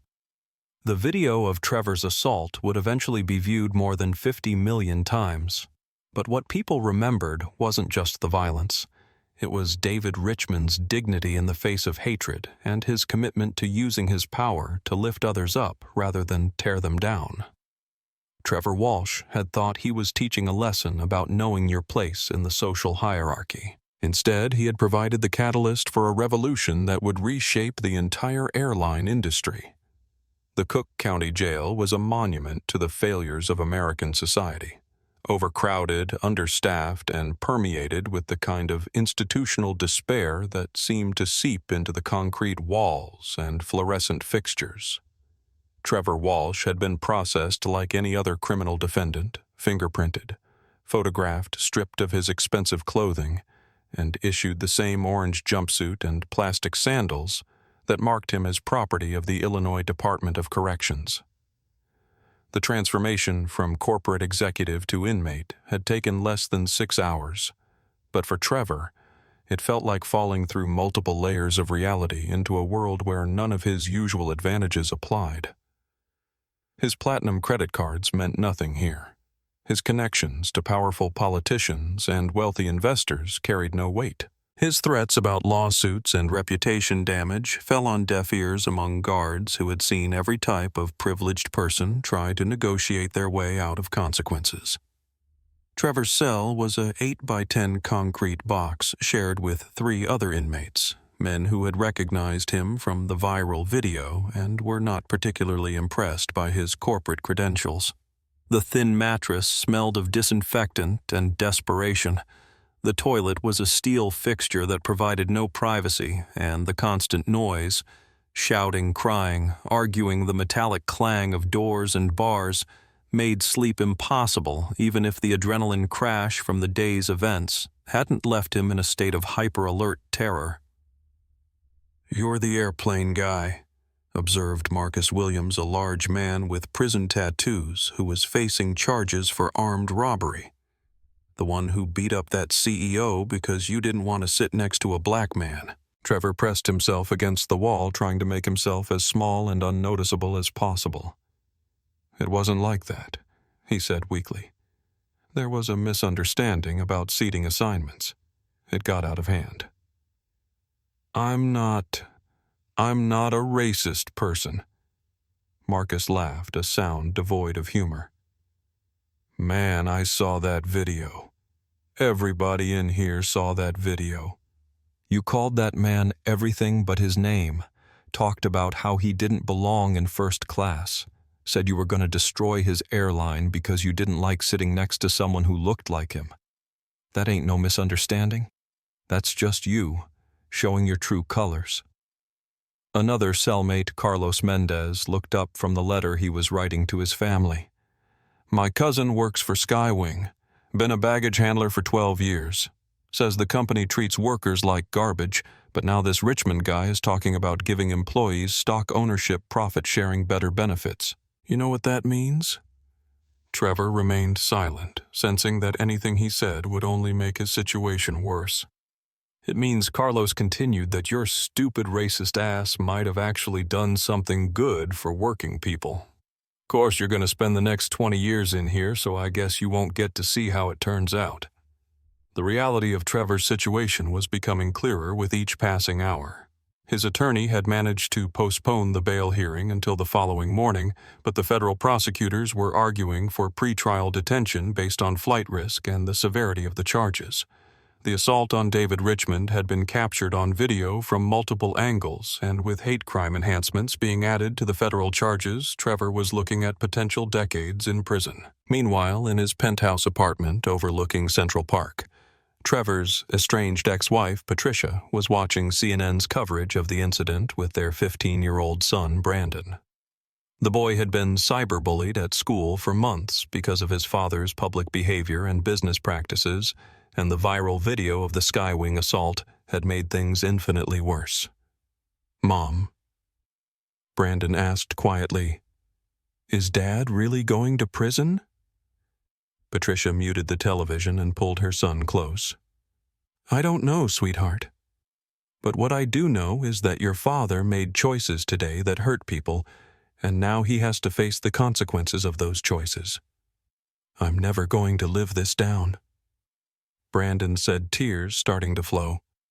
"Everyone at school has seen the video. They're calling Dad a racist, calling our family racist. Some of the kids won't even talk to me anymore." "Brandon, listen to me," Patricia said firmly. "Your father's actions don't define who you are. You get to choose what kind of person you become, what kind of values you embrace, how you treat other people. Use this as a lesson about the kind of man you don't want to be." Back in the Cook County Jail, Trevor was beginning to understand that his assault on David Richmond had consequences that extended far beyond criminal charges. The video had made him the face of corporate arrogance and racial hatred, and that reputation would follow him for the rest of his life regardless of what happened in the legal proceedings. His hedge fund was collapsing, his clients were fleeing, his employees were cooperating with federal investigators, and his personal relationships were being destroyed by the revelation of who he really was beneath his expensive suits and corporate charm. The empire he'd spent decades building was crumbling because he couldn't accept sitting in seat 1B instead of seat 1A. "You know what's funny?" Marcus Williams said, looking at Trevor with something that might have been pity. "You probably had everything a man could want. Money, power, respect, influence. But it wasn't enough. You had to prove you were better than everybody else, had to put people in their place. Had to show the world that you could take whatever you wanted, whenever you wanted it. Marcus shook his head. Now you're going to spend the rest of your life in a cage, and the man you tried to destroy is going to spend the rest of his life changing the world for the better. How's that for irony? As Trevor Walsh lay on his thin mattress, listening to the sounds of institutional despair echoing through the concrete corridors, he began to understand that his 15 minutes of entitled rage had cost him everything he'd ever worked for. His money was gone, his freedom was gone, his reputation was destroyed, and his family was ashamed to carry his name. But perhaps most devastatingly, he was beginning to realize that David Richmond had planned for this moment all along, had allowed himself to be beaten bloody specifically to expose Trevor's true nature to the world and provide the justification for comprehensive changes throughout the airline industry. Trevor Walsh had thought he was teaching David Richmond about power and hierarchy. Instead, he had provided David with exactly the weapon needed to destroy everything Trevor represented and build something better in its place. The predator had become the prey, and there would be no escape from the consequences of his own actions. The marble floors of Skywing Airlines' corporate headquarters in Dallas echoed with the slow, deliberate footsteps of a man walking through pain toward purpose. David Richmond entered the gleaming lobby at exactly 8:30 in the morning, his movements careful but determined, his bruised face serving as a vivid reminder of what he'd endured to reach this moment. The butterfly bandages above his eyebrow caught the light from the massive chandelier overhead, while his left arm remained in a sling to support his cracked ribs. Every employee in the vast lobby space stopped what they were doing as David made his way toward the executive elevators. Receptionists paused mid-conversation. Security guards stood at attention. Maintenance workers emerged from service corridors to catch a glimpse of the man who had become a symbol of dignity under assault. They had all seen the video, had all watched their CEO take a beating rather than compromise his principles, and the respect in their eyes was unmistakable. Mr. Richmond said Carlos Rodriguez, a veteran aircraft mechanic whose hands were permanently stained with hydraulic fluid and whose back was bent from 30 years of crawling through engine compartments. He stepped forward from the group of workers who had gathered near the information desk, his voice carrying the gravitas of someone who had watched corporate executives come and go while the actual work of keeping planes flying fell to people like him. "Sir, I just wanted to say, what you did yesterday, letting that man show his true colors instead of fighting back. That took a kind of courage most of us have never seen from management. We appreciate what you're trying to do for this company, for all of us who actually make the wheels turn." David stopped despite the pain in his ribs and extended his uninjured hand to Carlos. "Mr. Rodriguez, if I remember correctly, you've been with Skywing since 1994. You've kept more aircraft airworthy than anyone in our maintenance department. The question isn't what I'm doing for you, it's what we're going to build together." The simple gesture of respect, the use of Carlos's name, the acknowledgement of his expertise and experience. It was everything that workers like Carlos had been denied by previous management teams, who saw employees as interchangeable cost centers rather than skilled professionals with decades of knowledge and commitment. As David continued toward the elevators, Ashley Turner, a young baggage handler who had been working her way through college with 2 part-time jobs, called out from the crowd. "Mr. Richmond, is it true what they're saying about employee ownership, about giving us a real stake in the company?" David paused with his finger on the elevator call button. "Miss Turner, by the end of this week, 40% of Skywing's voting stock will be held in trust for our employees. You won't just be working for this company. You'll be helping to own it, to shape its direction, to benefit from its success. Because the people who make Skywing work every day deserve to share in the value they create." The elevator doors opened and David stepped inside, but not before taking one last look at the faces of the employees who had gathered in the lobby. These were the people Trevor Walsh had dismissed as expendable overhead, the workers whose jobs would have been eliminated if Walsh's liquidation plan had succeeded. Now, they were going to become the owners of the company they'd spent years building with their labor and dedication. The executive floor was a study in corporate excess, mahogany paneling, original artwork, Persian rugs, and floor-to-ceiling windows that offered commanding views of the Dallas skyline and the runway activity at Dallas/Fort Worth International Airport beyond. But more importantly, it was the location of the boardroom where Skywing's directors had spent years enriching themselves while the company deteriorated around them. David pushed through the heavy oak doors into the boardroom where 12 men and women were seated around the massive oval table, their expressions ranging from nervous uncertainty to barely concealed hostility. These were the board members who had voted to cut employee benefits while approving executive bonuses, who had deferred aircraft maintenance while increasing their own consulting fees, who had planned to sell the company to Trevor Walsh's liquidation firm, regardless of the human cost. Catherine Chen, a former Skywing pilot who had been the sole board member to consistently vote against the destructive policies that had nearly bankrupted the airline, looked up as David entered. She was in her mid-50s, with the kind of quiet competence that came from years of successfully managing complex, high-stakes situations, and her expression showed both relief and anticipation as she realized that the company's salvation had finally arrived. "Good morning," David said, settling carefully into the chair at the head of the table and placing a thick manila folder in front of him. "I apologize for my appearance. As most of you have probably seen by now, I had an encounter yesterday with someone who disagreed with my approach to corporate governance. Richard Blackstone, the chairman of the Compensation Committee, and Trevor Walsh's cousin shifted uncomfortably in his seat. He was a man who had spent decades navigating corporate politics through family connections rather than competence, and the federal investigation triggered by Trevor's assault was making his own questionable business practices suddenly vulnerable to scrutiny. David Richard began trying to assert the familiar tone of authority that had served him well in previous boardroom conflicts. "I think we need to discuss this employee ownership proposal you've been discussing with the media. Giving 40% of the company to workers is a radical departure from established corporate governance practices. Our shareholders have certain expectations about Richard." David interrupted, his voice calm, but carrying unmistakable steel. "You're no longer in a position to discuss shareholder expectations. In fact, none of you are in a position to discuss anything related to Skywing's future governance." David opened the manila folder and began distributing photocopied documents around the table.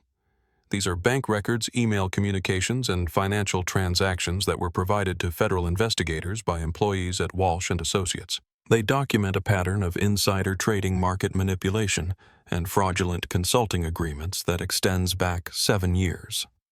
The color drained from several faces around the table as board members recognized their own names in the documents David was distributing.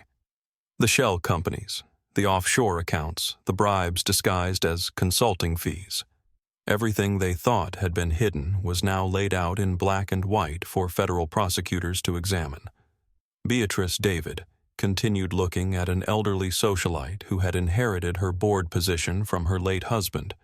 "You sold 50,000 shares of Skywing stock 2 hours before we announced maintenance delays that would impact our safety ratings. The SEC considers that textbook insider trading." Beatrice Morrison's hands were trembling as she stared at the bank records showing her stock transactions. "David, you don't understand. Harold always handled our investments. I never meant to." "What you meant to do is irrelevant," David said quietly. "What matters is what you actually did. And what you did was use confidential board information to profit from our company's problems, while our employees suffered pay cuts and benefit reductions." He turned to face the rest of the board. "Every person at this table, with the exception of Catherine Chen, has used their position to enrich themselves at the expense of Skywing's workers and passengers. You've treated this company like your personal piggy bank. While the aircraft deteriorated, the workforce was demoralized and our reputation was destroyed." David stood up, ignoring the sharp pain in his ribs. "You have exactly 2 choices. Option A. You resign, immediately forfeit your severance packages, and cooperate with federal investigators. Option B. You remain on this board, and I hand over complete files to the Department of Justice, the Securities and Exchange Commission, and the Internal Revenue Service. You'll be arrested, indicted, convicted, and spend your retirement years in federal prison. The silence that followed was absolute, broken only by the soft sound of Richard Blackstone's pen scratching across a notepad as he wrote out his resignation. Within 10 minutes, every board member except Catherine Chen had resigned and fled the building, leaving behind consulting agreements and severance packages in their desperate rush to avoid criminal prosecution. Catherine David said, settling back into his chair and looking across the now empty boardroom, "How would you feel about serving as Chief Operating Officer? Because I think it's time Skywing was run by someone who actually understands aviation." Catherine smiled for the first time in months. "Mr. Richmond, I would be honored to help you rebuild this company. But I have to ask, what's our first priority?" David walked to the massive windows overlooking the airport, watching Skywing aircraft being serviced and prepared for departure. "Our first priority is to prove that a company can be profitable while treating its workers with dignity, its passengers with respect, and its communities with responsibility. We're going to show the world that the Trevor Walsh approach to business, the predatory, exploitative, destructive approach, isn't just morally wrong. It's bad business." He turned back to Catherine with a smile that was both determined and genuine. "And then we're going to help other companies understand how to follow our example." The revolution was no longer just beginning. It was about to change everything. The massive maintenance hangar at Dallas/Fort Worth International Airport had been transformed from an industrial workspace into something that resembled a cathedral of hope. The cavernous space, usually filled with the controlled chaos of aircraft maintenance and the sharp tang of hydraulic fluid and jet fuel, now accommodated 4,000 Skywing employees who had traveled from across the country to hear directly from the man who had become a symbol of corporate accountability and worker dignity. Folding chairs had been arranged in neat rows across the polished concrete floor, stretching from beneath the nose of a Boeing 777, undergoing a detailed inspection, all the way back to the massive hangar doors that stood open to reveal the bustling activity of the airport beyond. Mechanics sat next to pilots, baggage handlers shared rows with gate agents, flight attendants were interspersed with customer service representatives, and executives from the corporate office mingled with ground crews who rarely set foot inside the headquarters building. The stage was deliberately simple, a raised platform beneath the aircraft's massive wing with a single podium and microphone system that would carry David Richmond's voice to every corner of the hangar and broadcast live to Skywing employees at airports throughout North America. There were no corporate banners, no flashy graphics, no teleprompters or elaborate staging, just a man with something important to say to the people whose labor kept his company operational. David walked onto the stage at exactly 11 o'clock, moving carefully but without hesitation, despite the obvious pain from his injuries. His left eye was still swollen and discolored. The butterfly bandages above his eyebrow were clearly visible under the bright lights, and his arm remained in a sling to support his cracked ribs. He wore a simple white dress shirt with the sleeves rolled up, revealing the healing abrasions on his forearms, and when he stepped up to the microphone, the vast hangar fell completely silent. "I'm not going to give you a corporate speech," David began, his voice clear and strong as it echoed through the steel and concrete space. "I'm not going to talk about synergy or market positioning or quarterly profit targets. I'm here to talk about dignity, about respect, and about the kind of company Skywing is going to become under employee ownership." Maria Santos, now Director of Customer Experience, was sitting in the front row with her 8-year-old daughter Isabella, who had been given the day off from school to attend this historic meeting. Maria felt tears starting as she listened to David speak about the values that had been missing from Skywing's corporate culture for far too long. "Last week I took a flight on one of our aircraft," David continued. "I sat in seat 1A and I got the hell beaten out of me by a man who thought that money and privilege gave him the right to treat other human beings like furniture. Trevor Walsh called the people who work for this airline the help. He treated our crew like they were beneath his notice. He acted as if the only thing that mattered was his personal comfort and convenience. Carlos Rodriguez, the veteran mechanic who had welcomed David in the headquarters lobby, nodded from his seat in the middle section. He was thinking about all the times corporate executives had walked through his workspace without acknowledging the skilled professionals who kept their aircraft safe and airworthy. For too long, David said, stepping away from the podium and walking to the edge of the stage, this company has been run by men like Trevor Walsh. Men who think that leadership means being served rather than serving others. Men who believe that cutting your wages and benefits is smart business as long as it allows them to buy third vacation homes and private yacht clubs. Ashley Turner, the baggage handler who was working her way through college, looked around at her coworkers and felt a sense of possibility that she'd never experienced before. These weren't just jobs anymore. If David Richmond followed through on his promises, they would become partnerships in building something larger than any individual contribution. I bought this airline for one reason. David continued, his voice rising with passion and conviction. To prove those men wrong. To prove that a company's greatest asset isn't its aircraft or its routes or its brand recognition. It's the people who choose to invest their time, their energy, and their expertise in making it successful. Dr.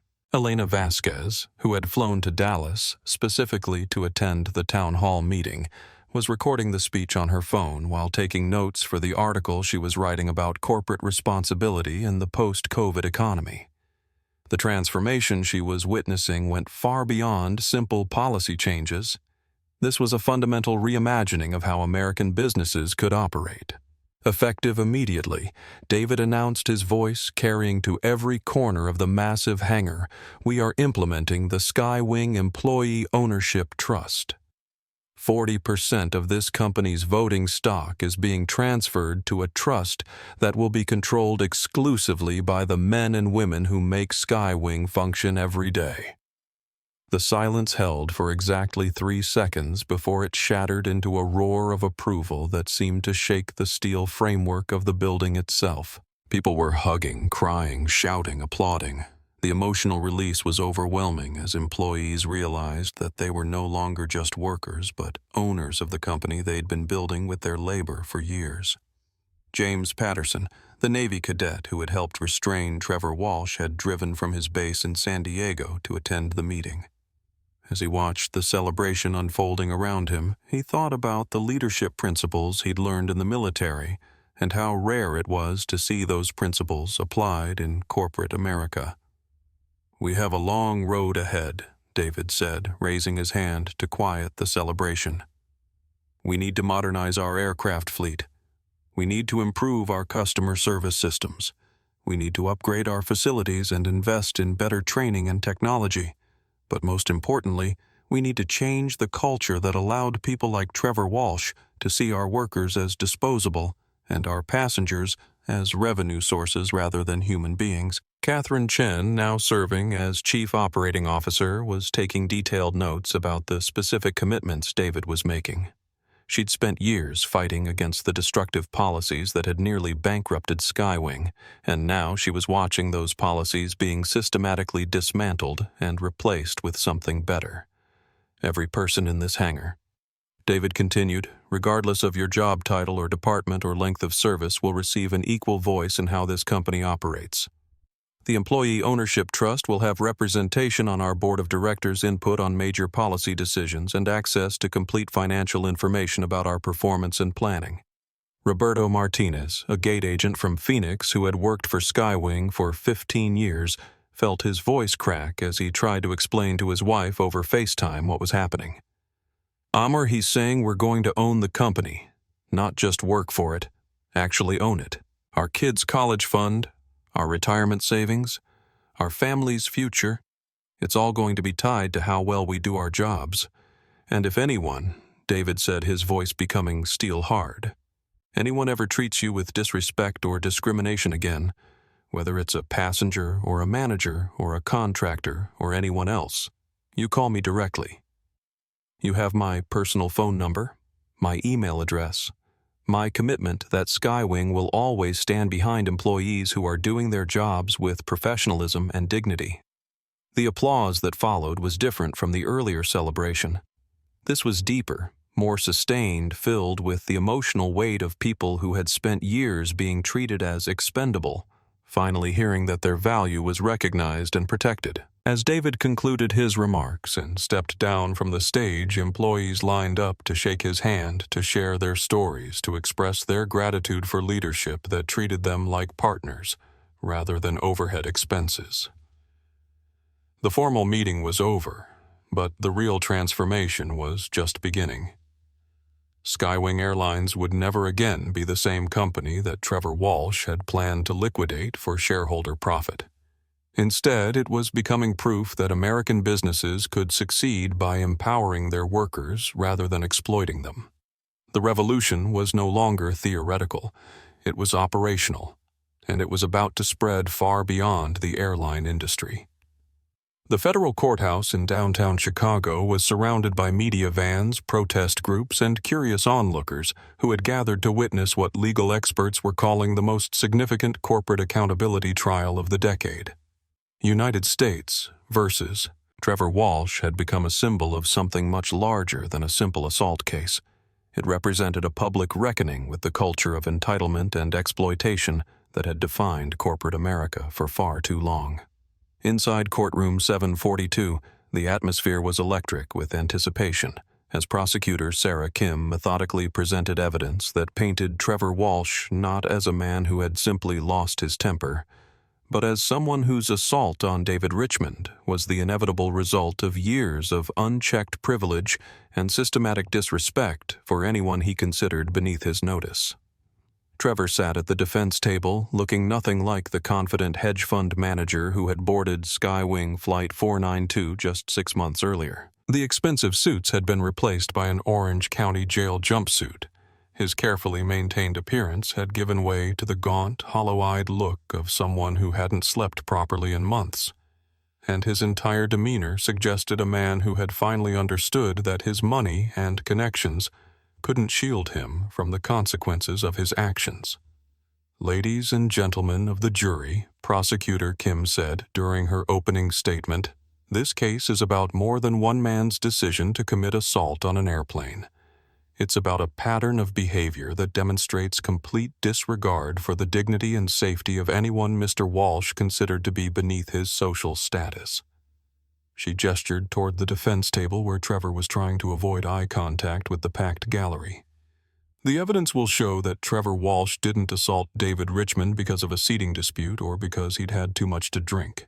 He assaulted Mr. Richmond because he couldn't accept being told no by someone whose race and perceived economic status made him feel entitled to dominance and control. The prosecution's case was overwhelming in its thoroughness and devastating in its clarity. Video footage from multiple angles showed every moment of the assault audio recordings, captured Trevor's racist language and threats, and witness testimony from passengers, flight crew, and airport personnel painted a picture of systematic abuse that had escalated to violence when Trevor encountered someone he couldn't intimidate or control. Dr. Elena Vasquez took the witness stand on the second day of testimony, her medical credentials lending authority to her detailed description of the injuries she had observed and the calculated nature of Trevor's assault. In my professional opinion, she testified Mr. Richmond had multiple opportunities to defend himself or minimize the damage he was receiving. The fact that he chose to absorb the full impact of Mr. Walsh's violence suggests that he was making a conscious decision to allow the assault to continue.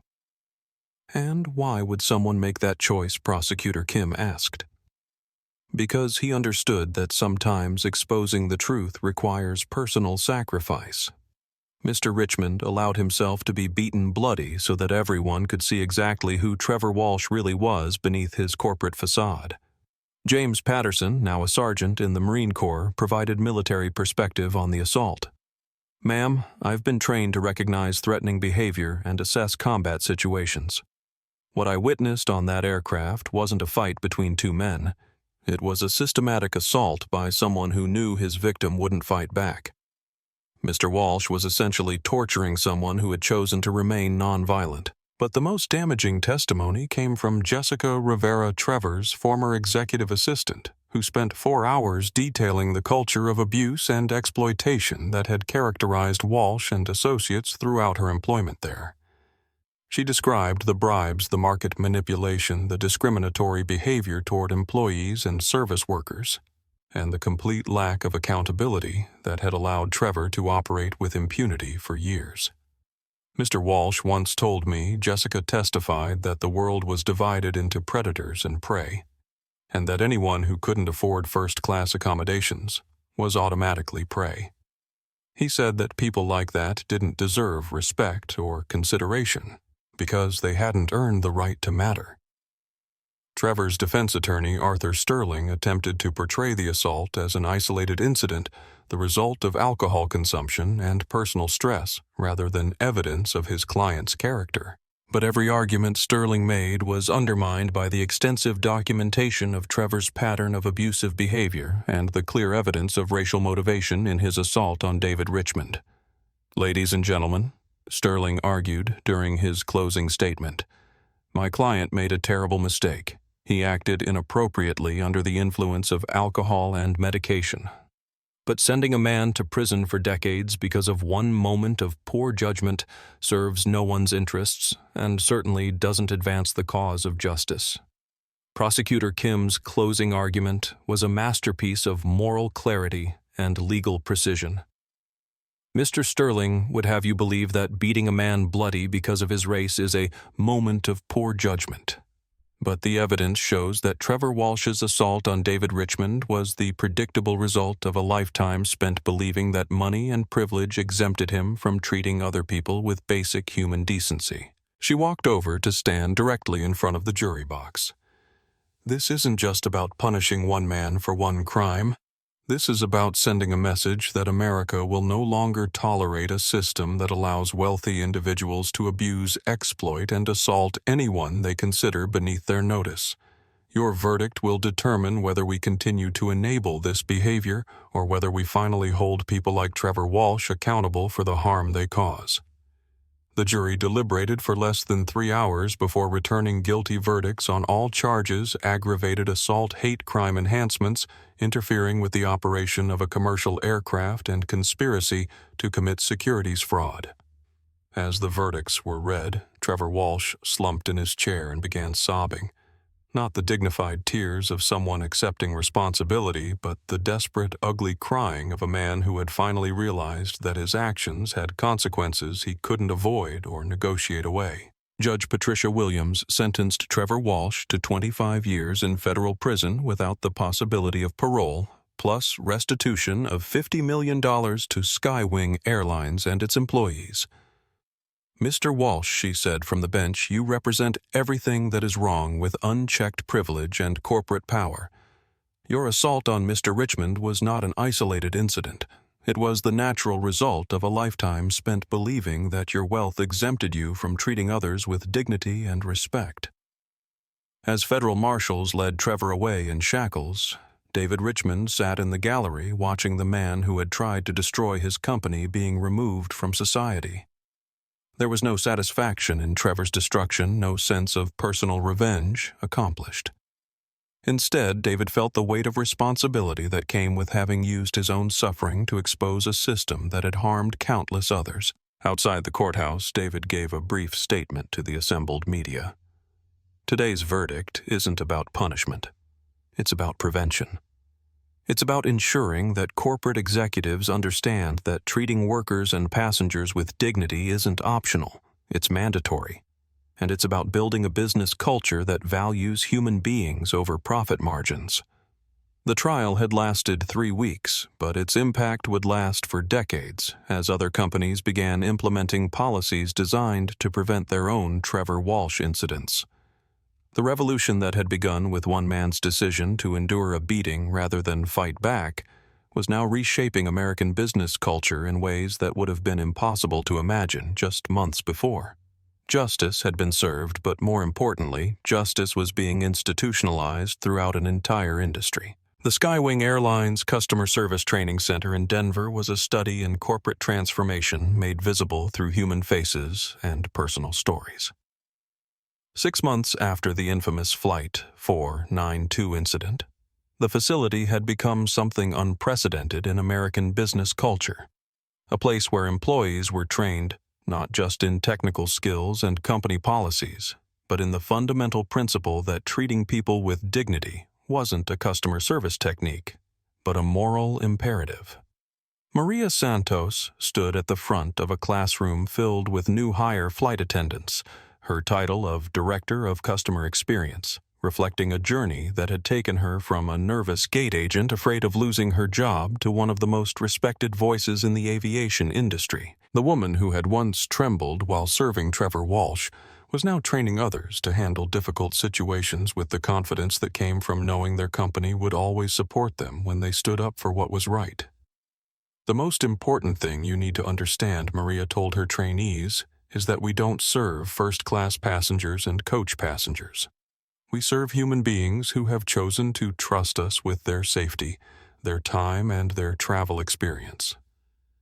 Every person who boards our aircraft deserves the same level of respect and professionalism, regardless of what they paid for their ticket, or how they're dressed, or what they look like.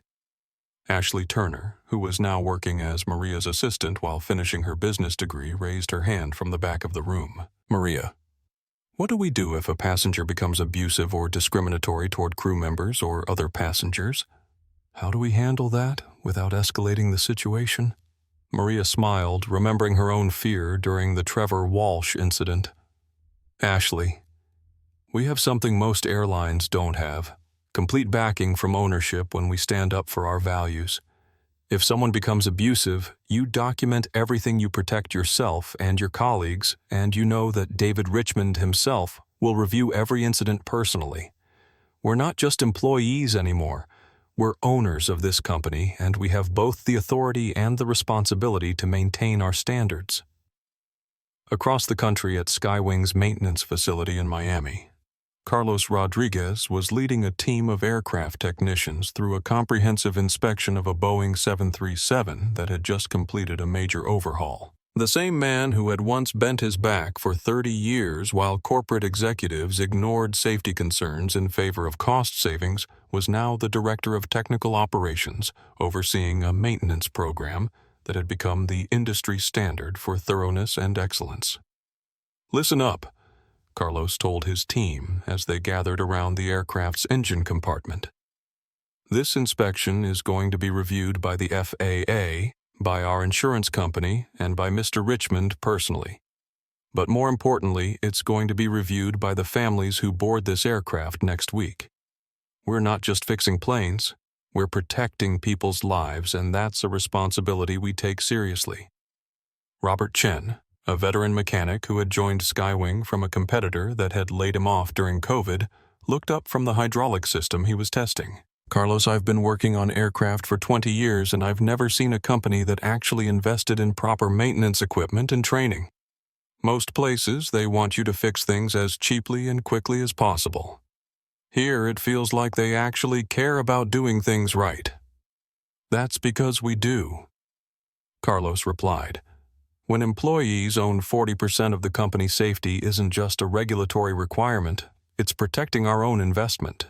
Every aircraft that we maintain properly increases the value of our ownership stake. Every safety record we set makes our company more profitable and our jobs more secure." At Skywing's corporate headquarters in Dallas, David Richmond was meeting with Catherine Chen to review the financial results from their first quarter under employee ownership. The numbers told a story of transformation that went far beyond balance sheets and profit margins. They revealed what happened when workers were treated as partners rather than cost centers. "Customer satisfaction scores are up 38%, Catherine reported, scrolling through data on her tablet. "On-time performance has improved by 25%.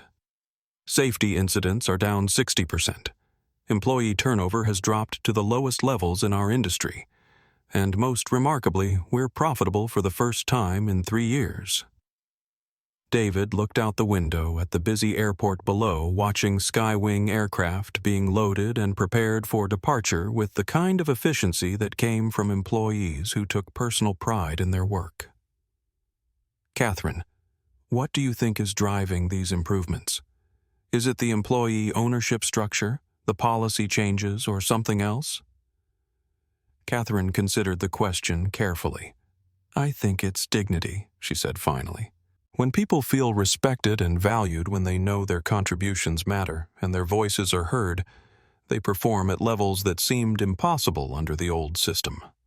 Trevor Walsh thought he could improve performance by treating workers like disposable equipment. What we've learned is that treating them like partners unleashes potential that most companies never even recognize exists. The transformation at Skywing was becoming a case study taught at business schools throughout the country, with Harvard and Wharton sending researchers to document how employee ownership and dignity-based management could generate superior financial results while improving working conditions.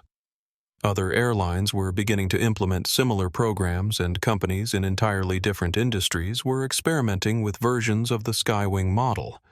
But perhaps the most significant change was cultural rather than financial. The viral video of Trevor Walsh's assault had become a touchstone for discussions about workplace respect, corporate responsibility, and the costs of unchecked privilege.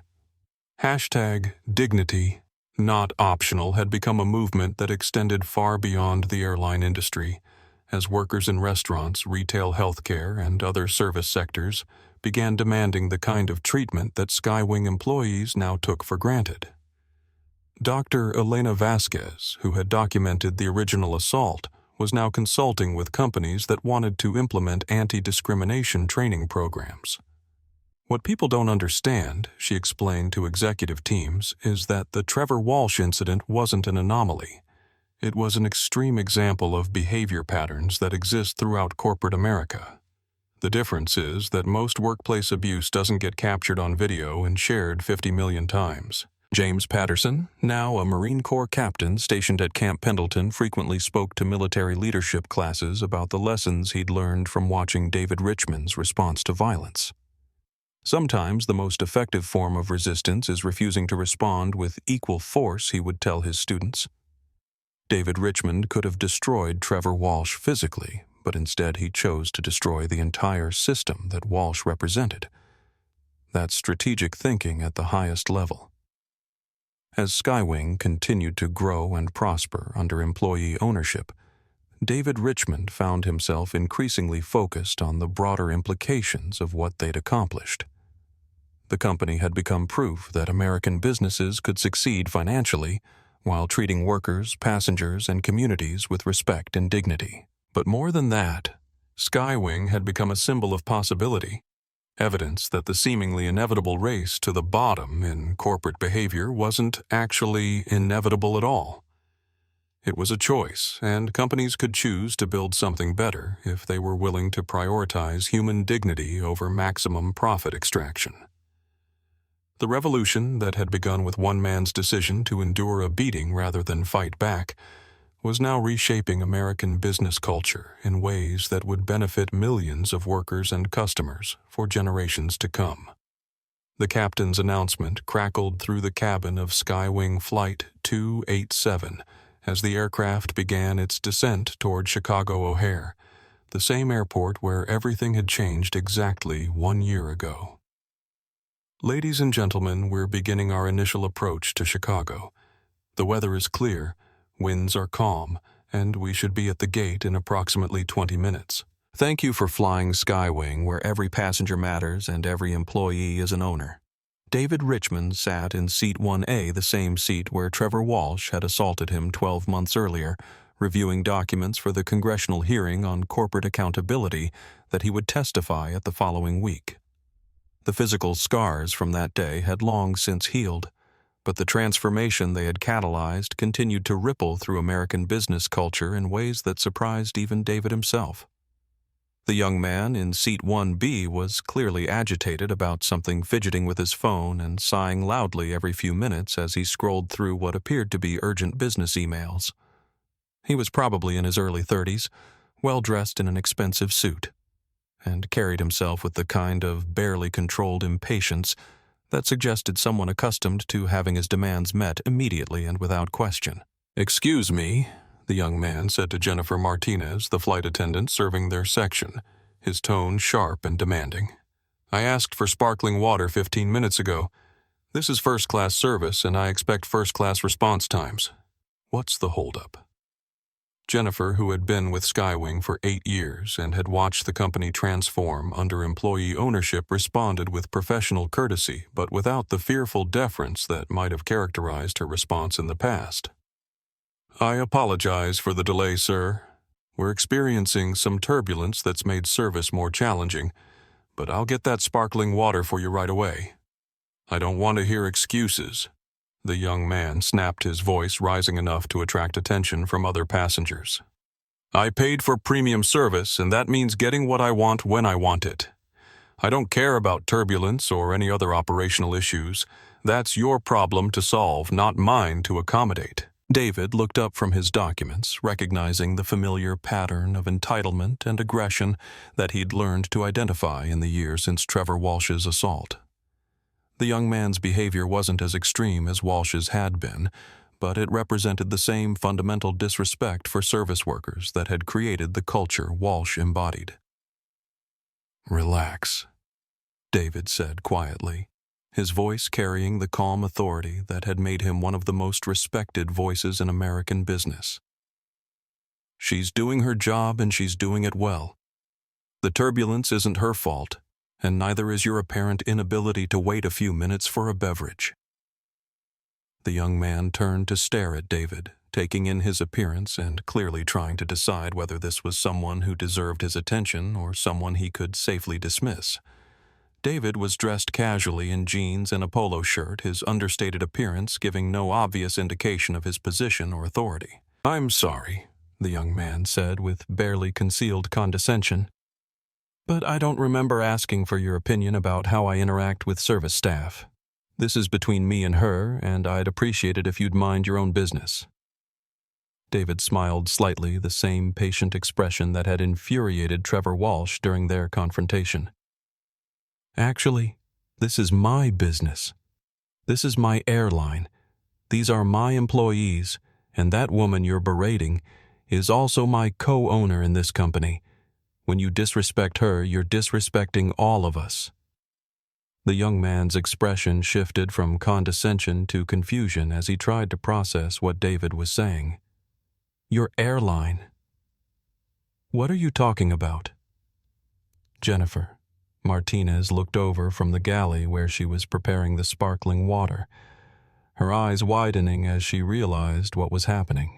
Like every Skywing employee, she'd watched the viral video of David's assault dozens of times, and she recognized the calm, measured tone he was using now. "I'm David Richmond," David said simply. "I'm the CEO of Skywing Airlines, and more importantly, I'm someone who learned the hard way that treating people with dignity isn't optional. It's mandatory." The color drained from the young man's face as he realized who he'd been speaking to. I didn't know. "I'm sorry, Mr. Richmond. I didn't mean to be disrespectful." "You weren't disrespectful to me," David replied. "You were disrespectful to Jennifer, and she's the one who deserves your apology. But more than that, I want you to understand something important. The way you treat service workers says everything about your character and nothing about theirs." Jennifer approached with the sparkling water, her posture confident rather than apologetic. "Here's your drink, sir. Is there anything else I can get for you?" The young man accepted the water with a much more respectful tone. "No, thank you. And I apologize for being impatient earlier. I was dealing with some work stress, but that's not an excuse for taking it out on you." "Apology accepted," Jennifer replied. "And if you need anything else during the flight, please don't hesitate to ask. We're here to help." As the aircraft continued its descent, David reflected on how much had changed since Trevor Walsh's assault. Skywing had become the most profitable airline in North America, while maintaining the highest customer satisfaction scores in the industry. The Employee Ownership Trust had distributed over $50 million in profit sharing to workers during the past year, and turnover rates had dropped to almost zero as employees realized they were building something valuable for themselves and their families. But the broader cultural impact had been even more significant. Dozens of companies had implemented versions of the Skywing model, treating workers as partners rather than cost centers, and discovering that dignity-based management generated superior financial results while creating more positive work environments. The hashtag Dignity Not Optional had become a rallying cry for workers demanding respect, and corporate executives throughout the country had become much more careful about their public behavior after watching Trevor Walsh's spectacular downfall. "Mr. Richmond," the young man said quietly as they prepared for landing, "can I ask you something? Is it true that you let that guy assault you instead of fighting back? I mean, I've seen the video, but it's hard to believe someone would make that choice deliberately." David looked out the window at the Chicago skyline, thinking about his parents and the dignity they'd been denied, about Maria Santos and Carlos Rodriguez and all the other workers who deserved respect, but rarely received it, about the transformation that had begun with violence but had created something beautiful. Sometimes, David said finally, the most powerful thing you can do is refuse to respond to hatred with more hatred. Trevor Walsh thought he was teaching me about power and hierarchy. Instead, he gave me exactly what I needed to change an entire industry. The aircraft touched down smoothly at O'Hare, completing a circle that had begun with assault and ended with transformation. As passengers began gathering their belongings and preparing to disembark, the young man extended his hand to David. "Thank you for the lesson," he said. "I'll remember this." "Remember it," David replied, "and more importantly, apply it. The world needs more leaders who understand that true power comes from lifting others up, not putting them down." As David walked through the same terminal where Trevor Walsh had berated gate agents and bartenders a year earlier, he was recognized by dozens of Skywing employees who nodded respectfully or offered brief greetings. But there was no fawning or artificial deference. These were co-owners acknowledging their business partner workers who understood that their success was tied to his success, and vice versa. The revolution that had begun with blood on Seat 1A had become something larger and more lasting than anyone could have imagined. It had proven that American businesses could succeed by choosing dignity over dominance, partnership over predation, and respect over exploitation. David Richmond had let himself be beaten bloody to prove a point about corporate accountability. What he had built from that sacrifice was proof that a better way of doing business wasn't just morally superior, it was more profitable, more sustainable, and more successful than the system it replaced. In a world full of Trevor Walshes, David had chosen to be something different. And in choosing dignity over violence, he had changed everything. 5 years later, Gate 42 at O'Hare International Airport displays a small bronze plaque mounted discreetly beside the boarding door, in memory of those who served with dignity, despite being denied dignity in return, and in honor of those who chose courage over comfort. Nearby, the Skywing employee break room features a framed photograph that has become legendary throughout the aviation industry. David Richmond, with his swollen eye and split lip, surrounded by the maintenance crews and gate agents from that first town hall meeting in Dallas. The simple caption beneath reads, "The day we learned that respect doesn't trickle down, it flies both ways." Trevor Walsh was denied parole for the 4th time last month, his attempts at rehabilitation undermined by prison disciplinary reports documenting continued patterns of racist behavior and inability to accept responsibility for his actions. His former hedge fund dissolved completely within 18 months of his conviction, its assets distributed to pension funds and employee retirement accounts that Walsh had attempted to liquidate. Jessica Rivera now runs a consulting firm that helps corporate whistleblowers inspired by the courage she found while watching David Richmond take a beating for principle rather than compromise his values for convenience. Maria Santos oversees Skywing's Customer Excellence Academy, a training program that has been adopted by dozens of companies seeking to create cultures where dignity and respect aren't customer service techniques, but fundamental business principles. On every Skywing aircraft seat, 1A carries a discreet brass nameplate that reads simply, "Reserved for those who remember that dignity is not an upgrade." David Richmond still flies that seat regularly, but now he's not hiding his identity. He's protecting the values that transformed not just his company, but an entire industry's understanding of what leadership means. Because true power isn't about commanding respect through fear or money or corporate hierarchy. It's about earning respect through character, defending it through courage, and sharing it through justice.